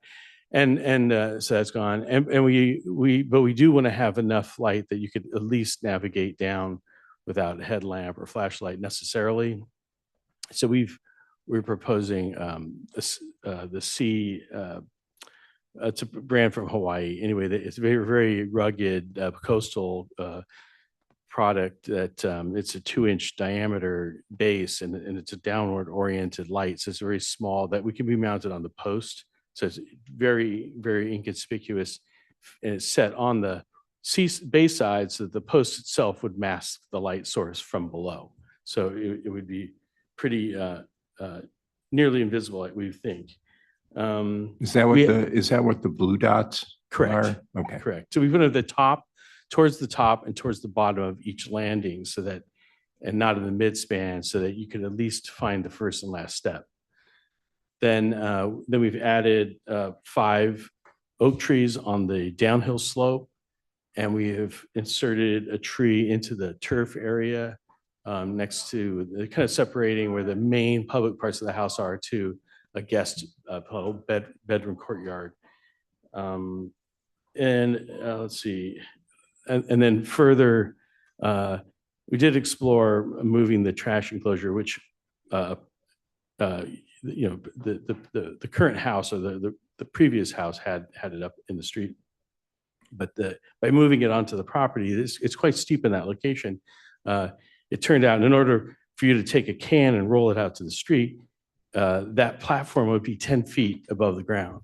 And so it would force us to build a very elevated structure, because then from the property line to the street, you're getting to be at 8 to 10 feet away from the ground in order for that to be a flat transition. So it was a lot of building for something that historically has already had a use. I think that's all I have to say for the moment. Thank you. Since we're sort of asking questions during your presentation while you're there, I just wanted to verify or clarify. I think I recall that there was screen planting sort of continuous along that wall beneath the pool. And that like these trees aren't substituting for that. They're in addition. Is that a true statement? In addition to that. Yeah. Okay. Yeah, this plan, we did modify it from the previous submittal to include taller shrubs at the base of that wall, and also further extending in the direction to the east in order to give more vegetation. And I believe we incorporated the Laurus nobilis shrub, the in that area, which is a really evergreen, takes a lot of sun, tough, rugged plant. Great, thank you. I have some questions. Thank you for doing that. I think it'll make a big difference in the property.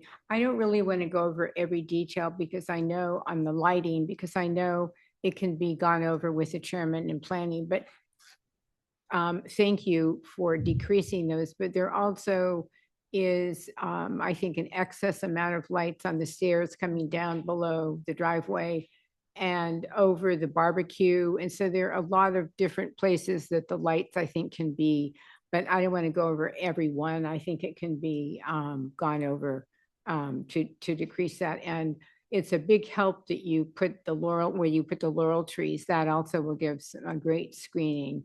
And thank you for the trees in the hillside. That'll make, a huge difference too. I did want to ask you one, the green roofs are going to really make the whole project fit into the hillside, but I didn't know what experience you've had with them. We've had some in Belvedere, actually farther on Belvedere Avenue, where there have been problems where they leaked and they actually ended up taking them out. I didn't know what your experience with them has been. Well, I've installed, designed maybe a dozen or something. Mhm. We did a project in Ross with David, and that had, I don't know, maybe 1,000 square feet or maybe 1,200 square feet of roof. And that was primarily succulents. I have learned from and observed from other projects that used grasses that they didn't come back and perform well at all. And the ground dries out very, very quickly in those, especially here with you'll have this constant breeze and southern facing. So what we don't want to have is plants that once they dry out, they turn brown or go dormant or whatever. So this would be suitable for more of a coastal succulent kind of garden. And in that we've had good success. In fact, Hal Blyvis's house, we did a green roof off his bathroom terrace, and that was very successful. Oh, good. And next to the ADU is a Chinese elm, correct? Correct. Because there's a tree there. Good. I wanted to have a tree. Those are really beautiful. So all the addition of the trees you made, which you had actually added almost 30, and so that's really, I was upset about seeing 60 trees taken out and 14 going in. So I think you've remedied some of that. Well, I know because of the Monterey pines, there's so many of Monterey pines. Yes. And they're so bad. Yes, And I they're such a know, fire they hazard. are. They're all past their climax. Yes. So they, no matter what, they should come out. Yeah, anyway, yeah. Yes, and Thank also you. the lights, I think you did decrease the ones on the boathouse. There were quite a few on that also. And the strip lights, thank you for, we are always discouraged something to look like a landing strip, which Yeah. you may get unwanted visitors. Or disco. And also noted in the staff report was already a condition to replace the micro night, I guess it's called something like that. And that's already in the staff report in order to do that. And I have to say, many people are very excited about getting that horrible fence out of there. It's nice to have a good looking fence. We've been looking at that for years and years, so that it's nice to get rid of that fence. Okay, those are all my questions for you. And you were going to talk about the pool lights too, I think. Oh, I'm sorry, yeah. On slide, if we wanted to go to the, I think it was page 9, slide 9, it shows a section cut through the property. The sheet A4.2 on David's package. The conversation about the pool is that we placed the lights on the house side such that if you walk to the edge of the deck and you look down at the pool, you wouldn't see the individual lights in your eyes. So you would only see reflection. So then the concern would be, if that's the case, then what about light pollution going out? Well, in this instance, from the bay or from the adjoining properties, they're slightly below, and there's no possibility to be able to see the pool whatsoever.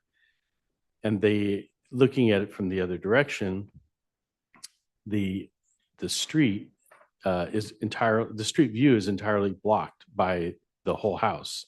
So there's no possibility that any part of this swimming pool could be seen off the property.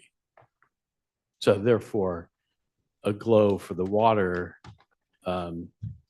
while visible from inside the property, is not visible from anywhere off the property. Okay, thank you. Thank you.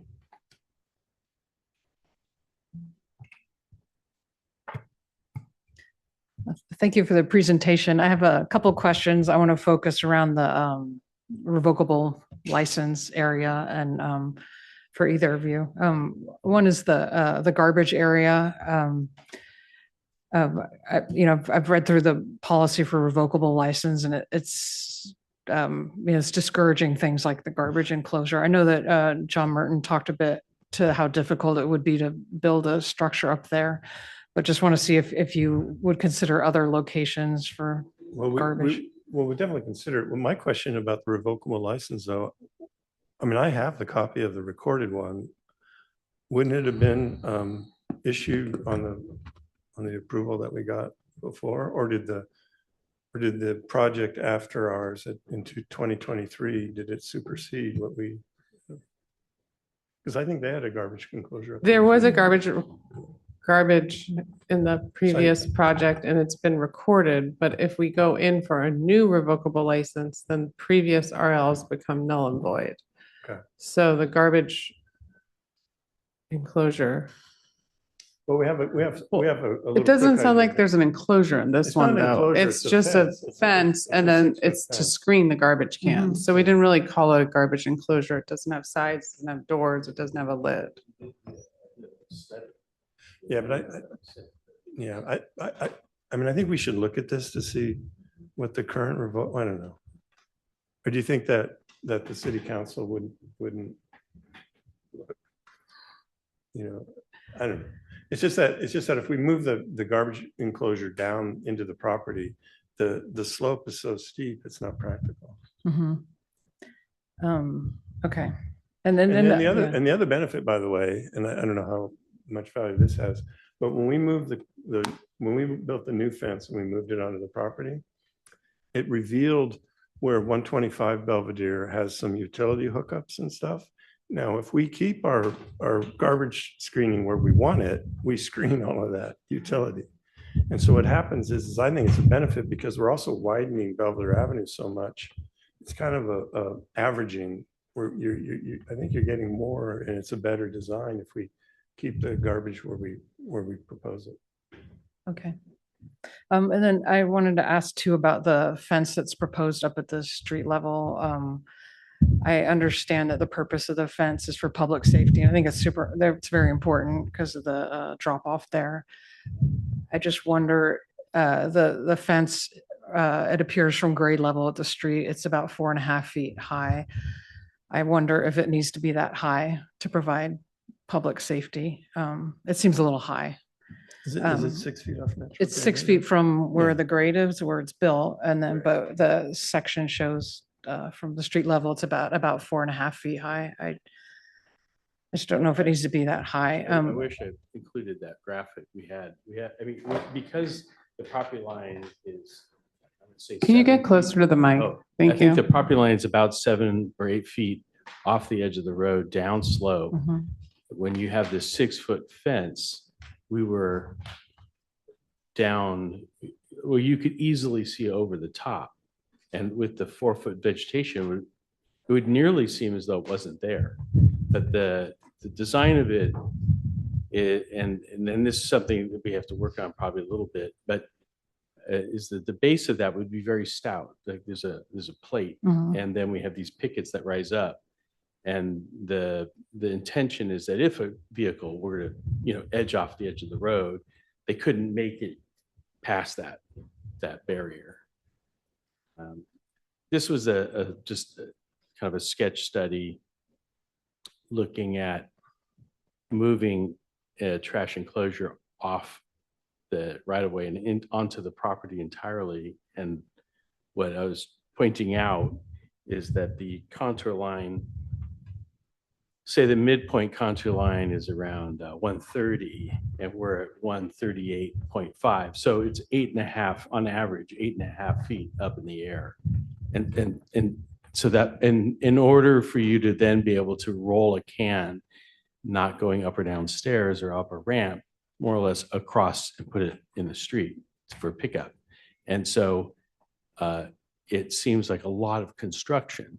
It's making a lot of construction right there. And then since we already had the revocable license, we were hoping that we wouldn't have to build so much in that particular location. And then to follow up too about the fence, The height of the fence, it's a 6-foot fence and it's the fin style metal pickets.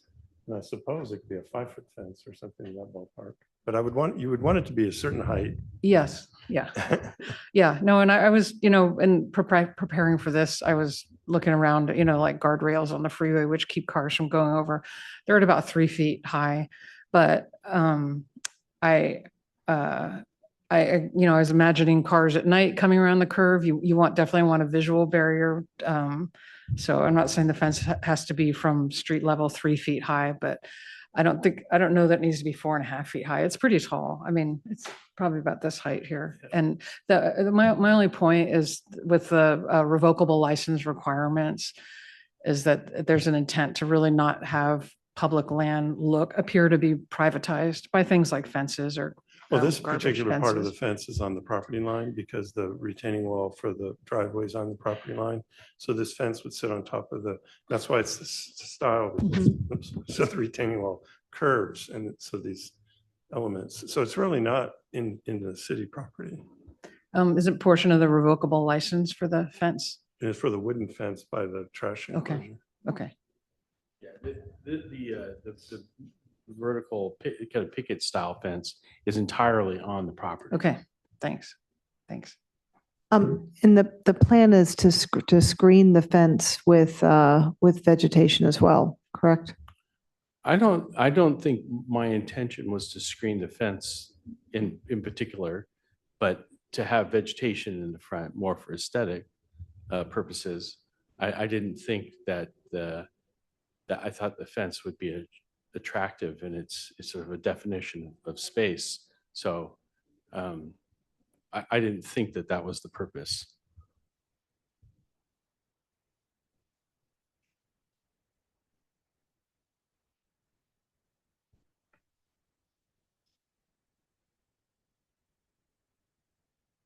Did you have any additional questions?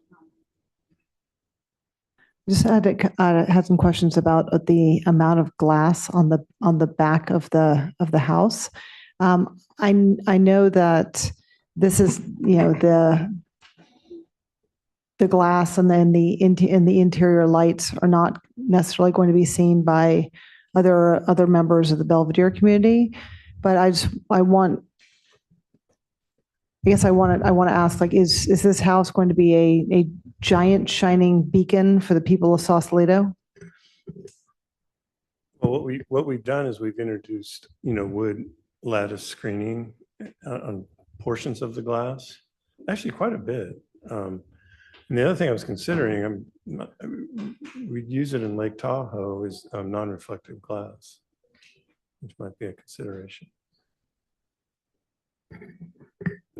Yeah, I think that would probably be good just for the folks out in the water and for slightly farther away neighbors.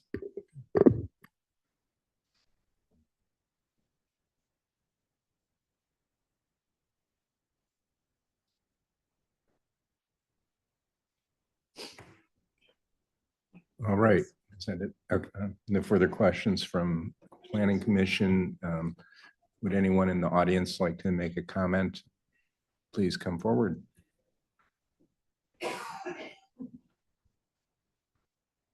Good evening, Commissioners. My name is Steve Silberstein. I live at 1 Cliff Road. I'm a 30-year resident of Belvedere, and I have walked by this street hundreds of thousands of times. And I am one of the people who is really excited that that fence has come down. It's just like a whole new world here. I really appreciate the people behind this of moving that fence away from the street down the hill. The top of the fence is below the street level. They did that for about 3/4 of the fence, and then 1/4 of it, they did it the way the old fence is it's closer to the street, and it's that old tunnel effect. So you almost have the before and the after still there. I hope that in all our deliberations here that we make a condition that the top of the fence be below the street level. So I don't care if the fence is 4 feet, 5 feet, 6 feet, 7 feet, just so long as the top of it is below the street level. I think they submitted in the architectural things that were submitted to the city. There's a shot here. It's in the lower right-hand corner. You see a couple of people walking or running along the street, and you can see that you can see the garbage container over in the back, but for the whole front of the property, the fence is below the street level. So I hope that that's what is in the plans all the way up to the driveway, which is on the left side as we know there. So that will be a great improvement. And I was so super pleased to hear that the roof is going to be green, because you're going to look down on top of the roof and you're going to see some nice plants there. It's going to be really, really beautiful with that.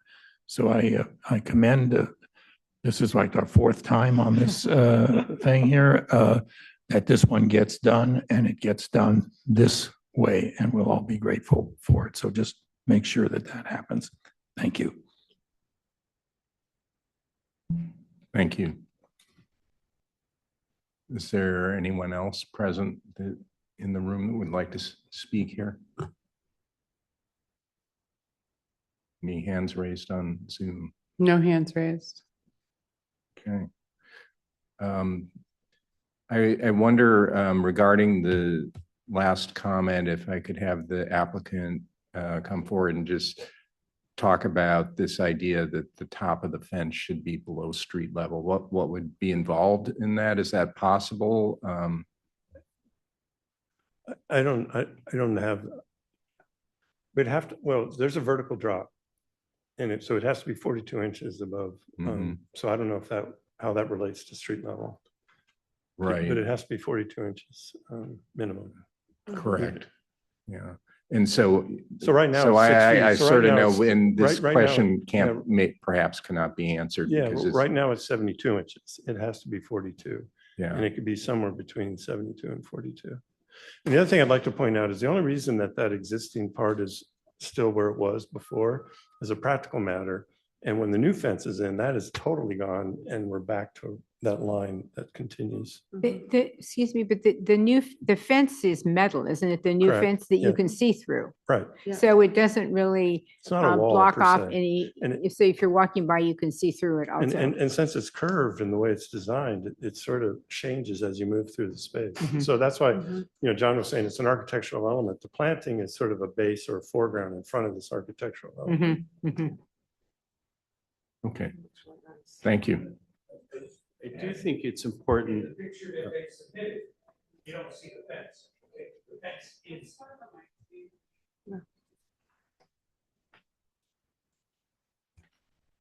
In the picture that they submitted, you don't see the fence, okay? The top of the fence is below the street level, right? It's not a problem. Okay, that's what they submitted. The site is vertical enough to do it. So let's just do it.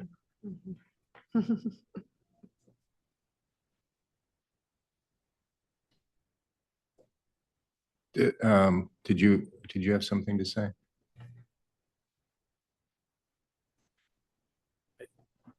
The concern, I can't answer this question because I didn't memorize the grade location relative to the street. And perhaps as we get where the metal picket meets a wooden fence, there could be a zone in there where even 42 is higher than the street level. It's likely. Certainly not where the vehicle gate is. We know it descends down some distance. We're already going down the driveway. So this fence does have both a curve and a downward sweep as you come around. But I can't answer the question technically, but I also would like that fence to look kind of beautiful from above and below. In other words, having a gradation that is uniform. But we have no benefit for seeing the fence. So, Okay, we wanna- that's good. Thank you. I'm just trying to get the picture here.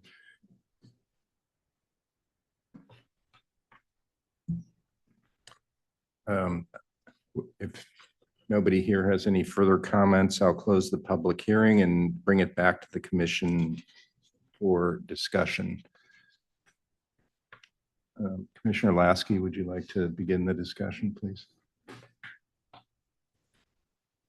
This is actually, as you mentioned in the audience, this is the third time that I have looked at a project for this site. So I think that I would be thrilled to see a house built there. And also, it really does this where you're siting the house below the hillside and also with the green roofs really makes it fit in to the terrain and disappear basically. And it's wonderful to be able to walk along now and look over the fence and where the story poles are, you can look over. So that's where the house is going to be. And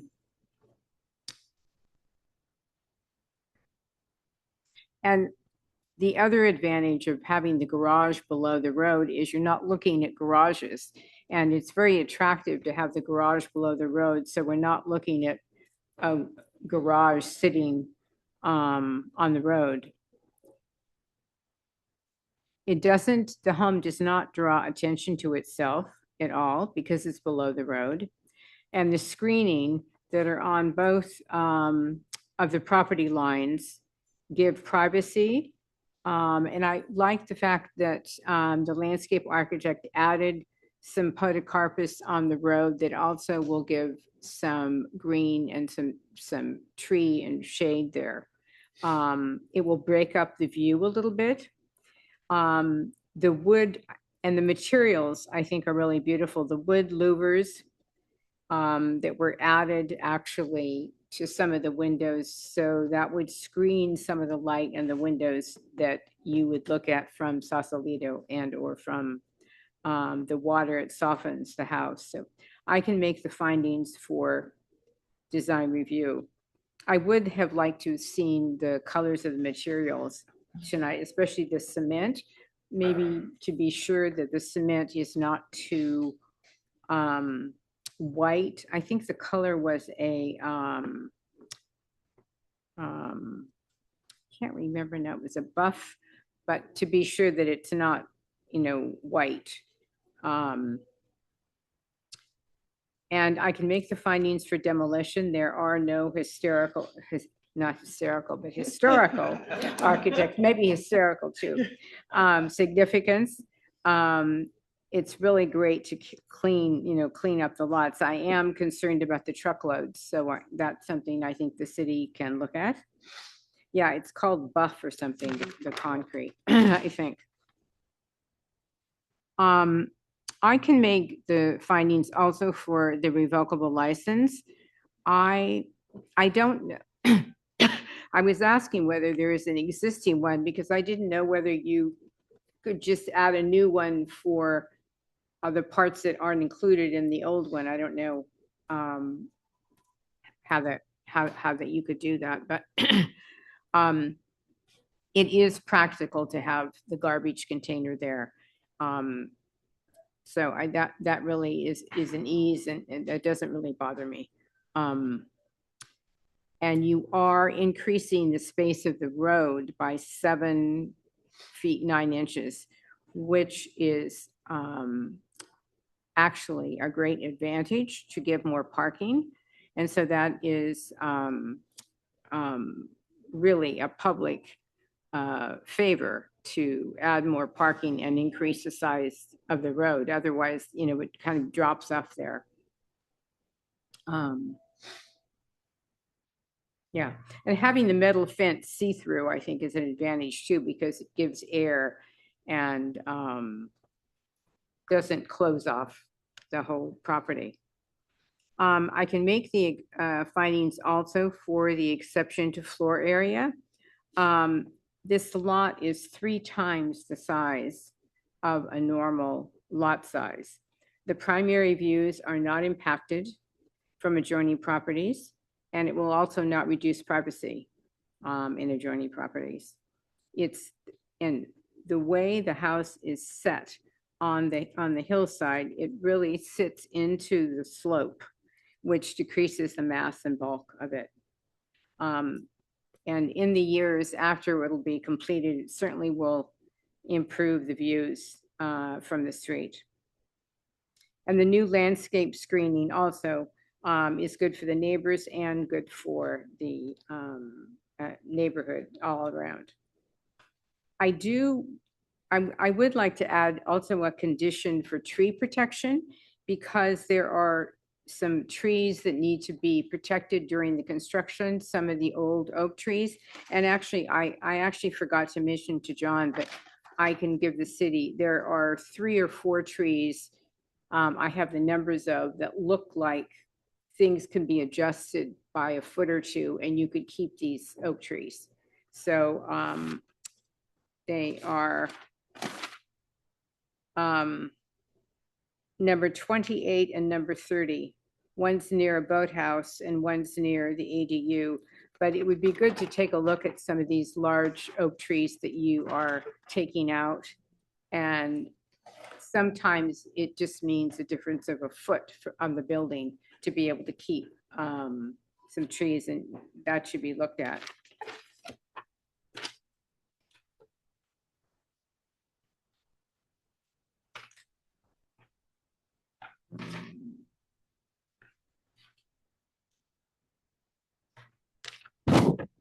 Okay, those are my comments. Thank you. Thanks. Commissioner Wilson, please. Yeah, thank you. I just wanted to say that I also can make the design review findings for this project with the changes with the lighting that are proposed, and the mention of the glazing that will be non-reflective. I think that will be very helpful. The project is compatible with the surroundings. And as far as the demolition permit, I can also make the findings for that. Demolition of what's on the site will not be detrimental to the city. As far as adopting the resolution for the exception to total floor area, I also agree with the previous commissioner's findings that primary views are protected, privacy as well is not impacted, and the views from the street are also protected. And finally, for the revocable license, I would like to know if I would like the applicant to consider moving the garbage out of the revocable license request. I don't want to make it a condition of approval, but on balance, I do think that the amenities that are being provided with the project support a revocable license as well. Thank you. Commissioner Watson, please. Thanks. I too think that this project, even if it wasn't replacing what is currently a coyote habitat, would be a great benefit to our community and to our island. I also walk past this lot all the time as I live on that side of the island, and really appreciate the opening up of the view already. It's very nice to see something that you didn't know you were going to get, and especially since it's a fantastic view. I can make the findings clearly for demolition, and also for the exception to total floor area. As the other commissioners already pointed out, until very recently, this was actually 3 lots.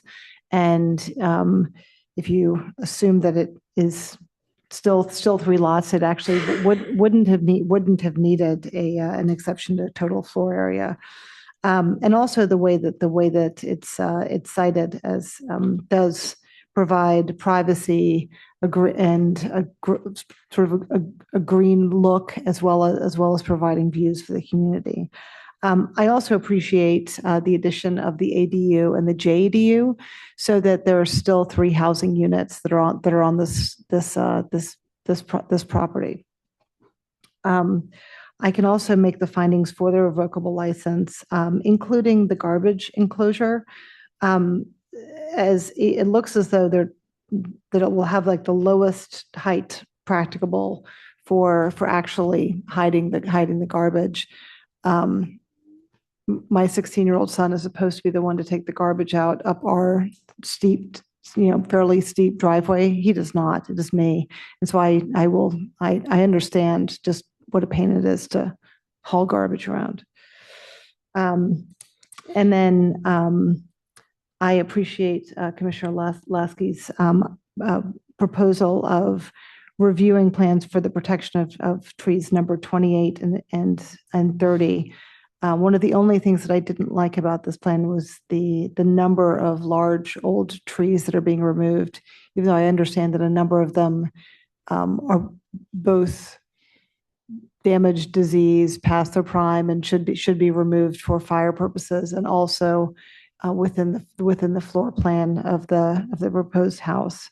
I would like to condition the approval on for the design review on the reduction of the outside lighting, as you already discussed this evening, as well as the protection of the existing and remaining large trees during construction. This is something that we've provided on a number of new house builds, and also on having non-reflective glass on the large panels of glass on the house, and then the approval of the final lighting plan by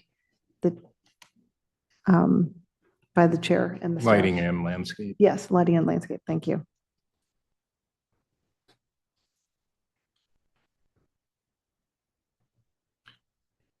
So I will echo my fellow commissioners' feelings about this. I'll try not to be too redundant, but just highlight a couple of things that I observed. It was pretty interesting upon visiting the site to see the way the story poles situate themselves in the site, and also the distance and the existing vegetation that's going to be between this rather large house and the adjacent neighbors. So I very much appreciate the way the building has been designed and situated into the site. I think the colors and materials are good. I also think it's hard to design a really attractive, very large house. I guess that's speaking from, as an architect. It's not an easy job. And I think that a very good job has been done here. So I'll be able to make the findings for design review. I'll also be able to make findings for demolition. Again, in terms of floor area exemption, the things I just referenced, the way the house relates to its lot, its neighbors, vegetation, all good. So I can make the findings for additional floor area, and I'll be able to make findings for revocable license. I appreciate Commissioner Lasky's input to the applicant on trees. I also had a concern about the number of trees being removed. I don't think we're looking for a one-to-one replacement at this point, but I do think the additional landscape improvements that you've described are good. I also want to say to the neighbor who's interested in the fence height, I think that can be subject of review, which will landscape and lighting and fencing will come back to me. So at that time, I'm going to try to keep your comments in mind and see what we can do, and just urge you to do what you can to keep the fence as minimal as it can be. Having said that, I like the idea of what the fence design is with the see-through slats. So I think we'll end up at a good solution at the end of the day, and I appreciate your comments. So with that, I think we're ready to get some motions on the floor and some conditions of approval. Anyone want to take a shot at that?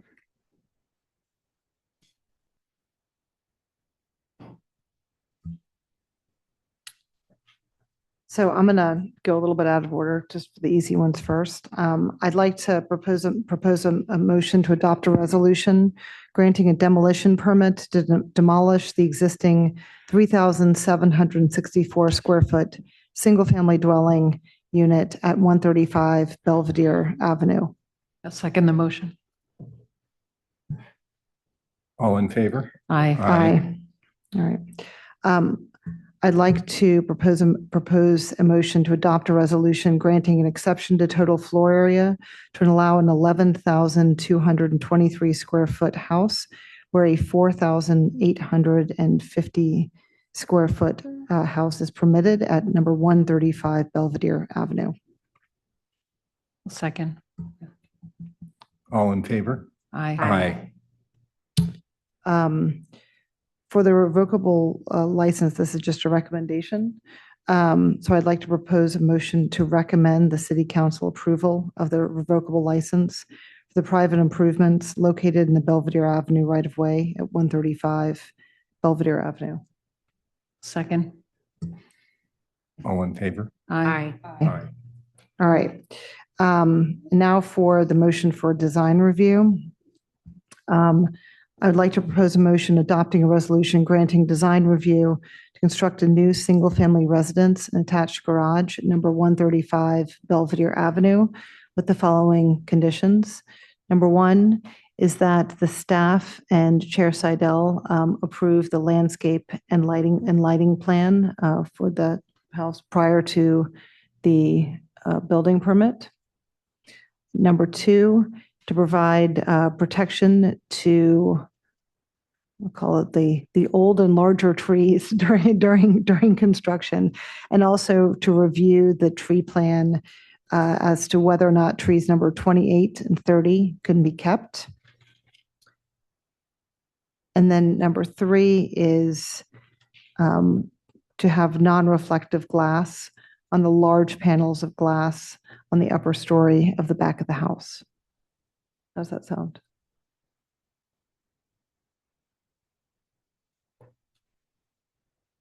Good. All right. I'll second.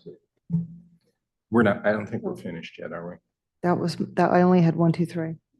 Oh, What are we missing? do we need to say something about that light fixture that needs to be changed out? I thought that was going to be under the lighting plan. Oh, it can't, that's fine. Okay, then I can cross that off my list. So that's the complete, so we have a complete motion. I'll second the motion. All in favor? Aye. Aye.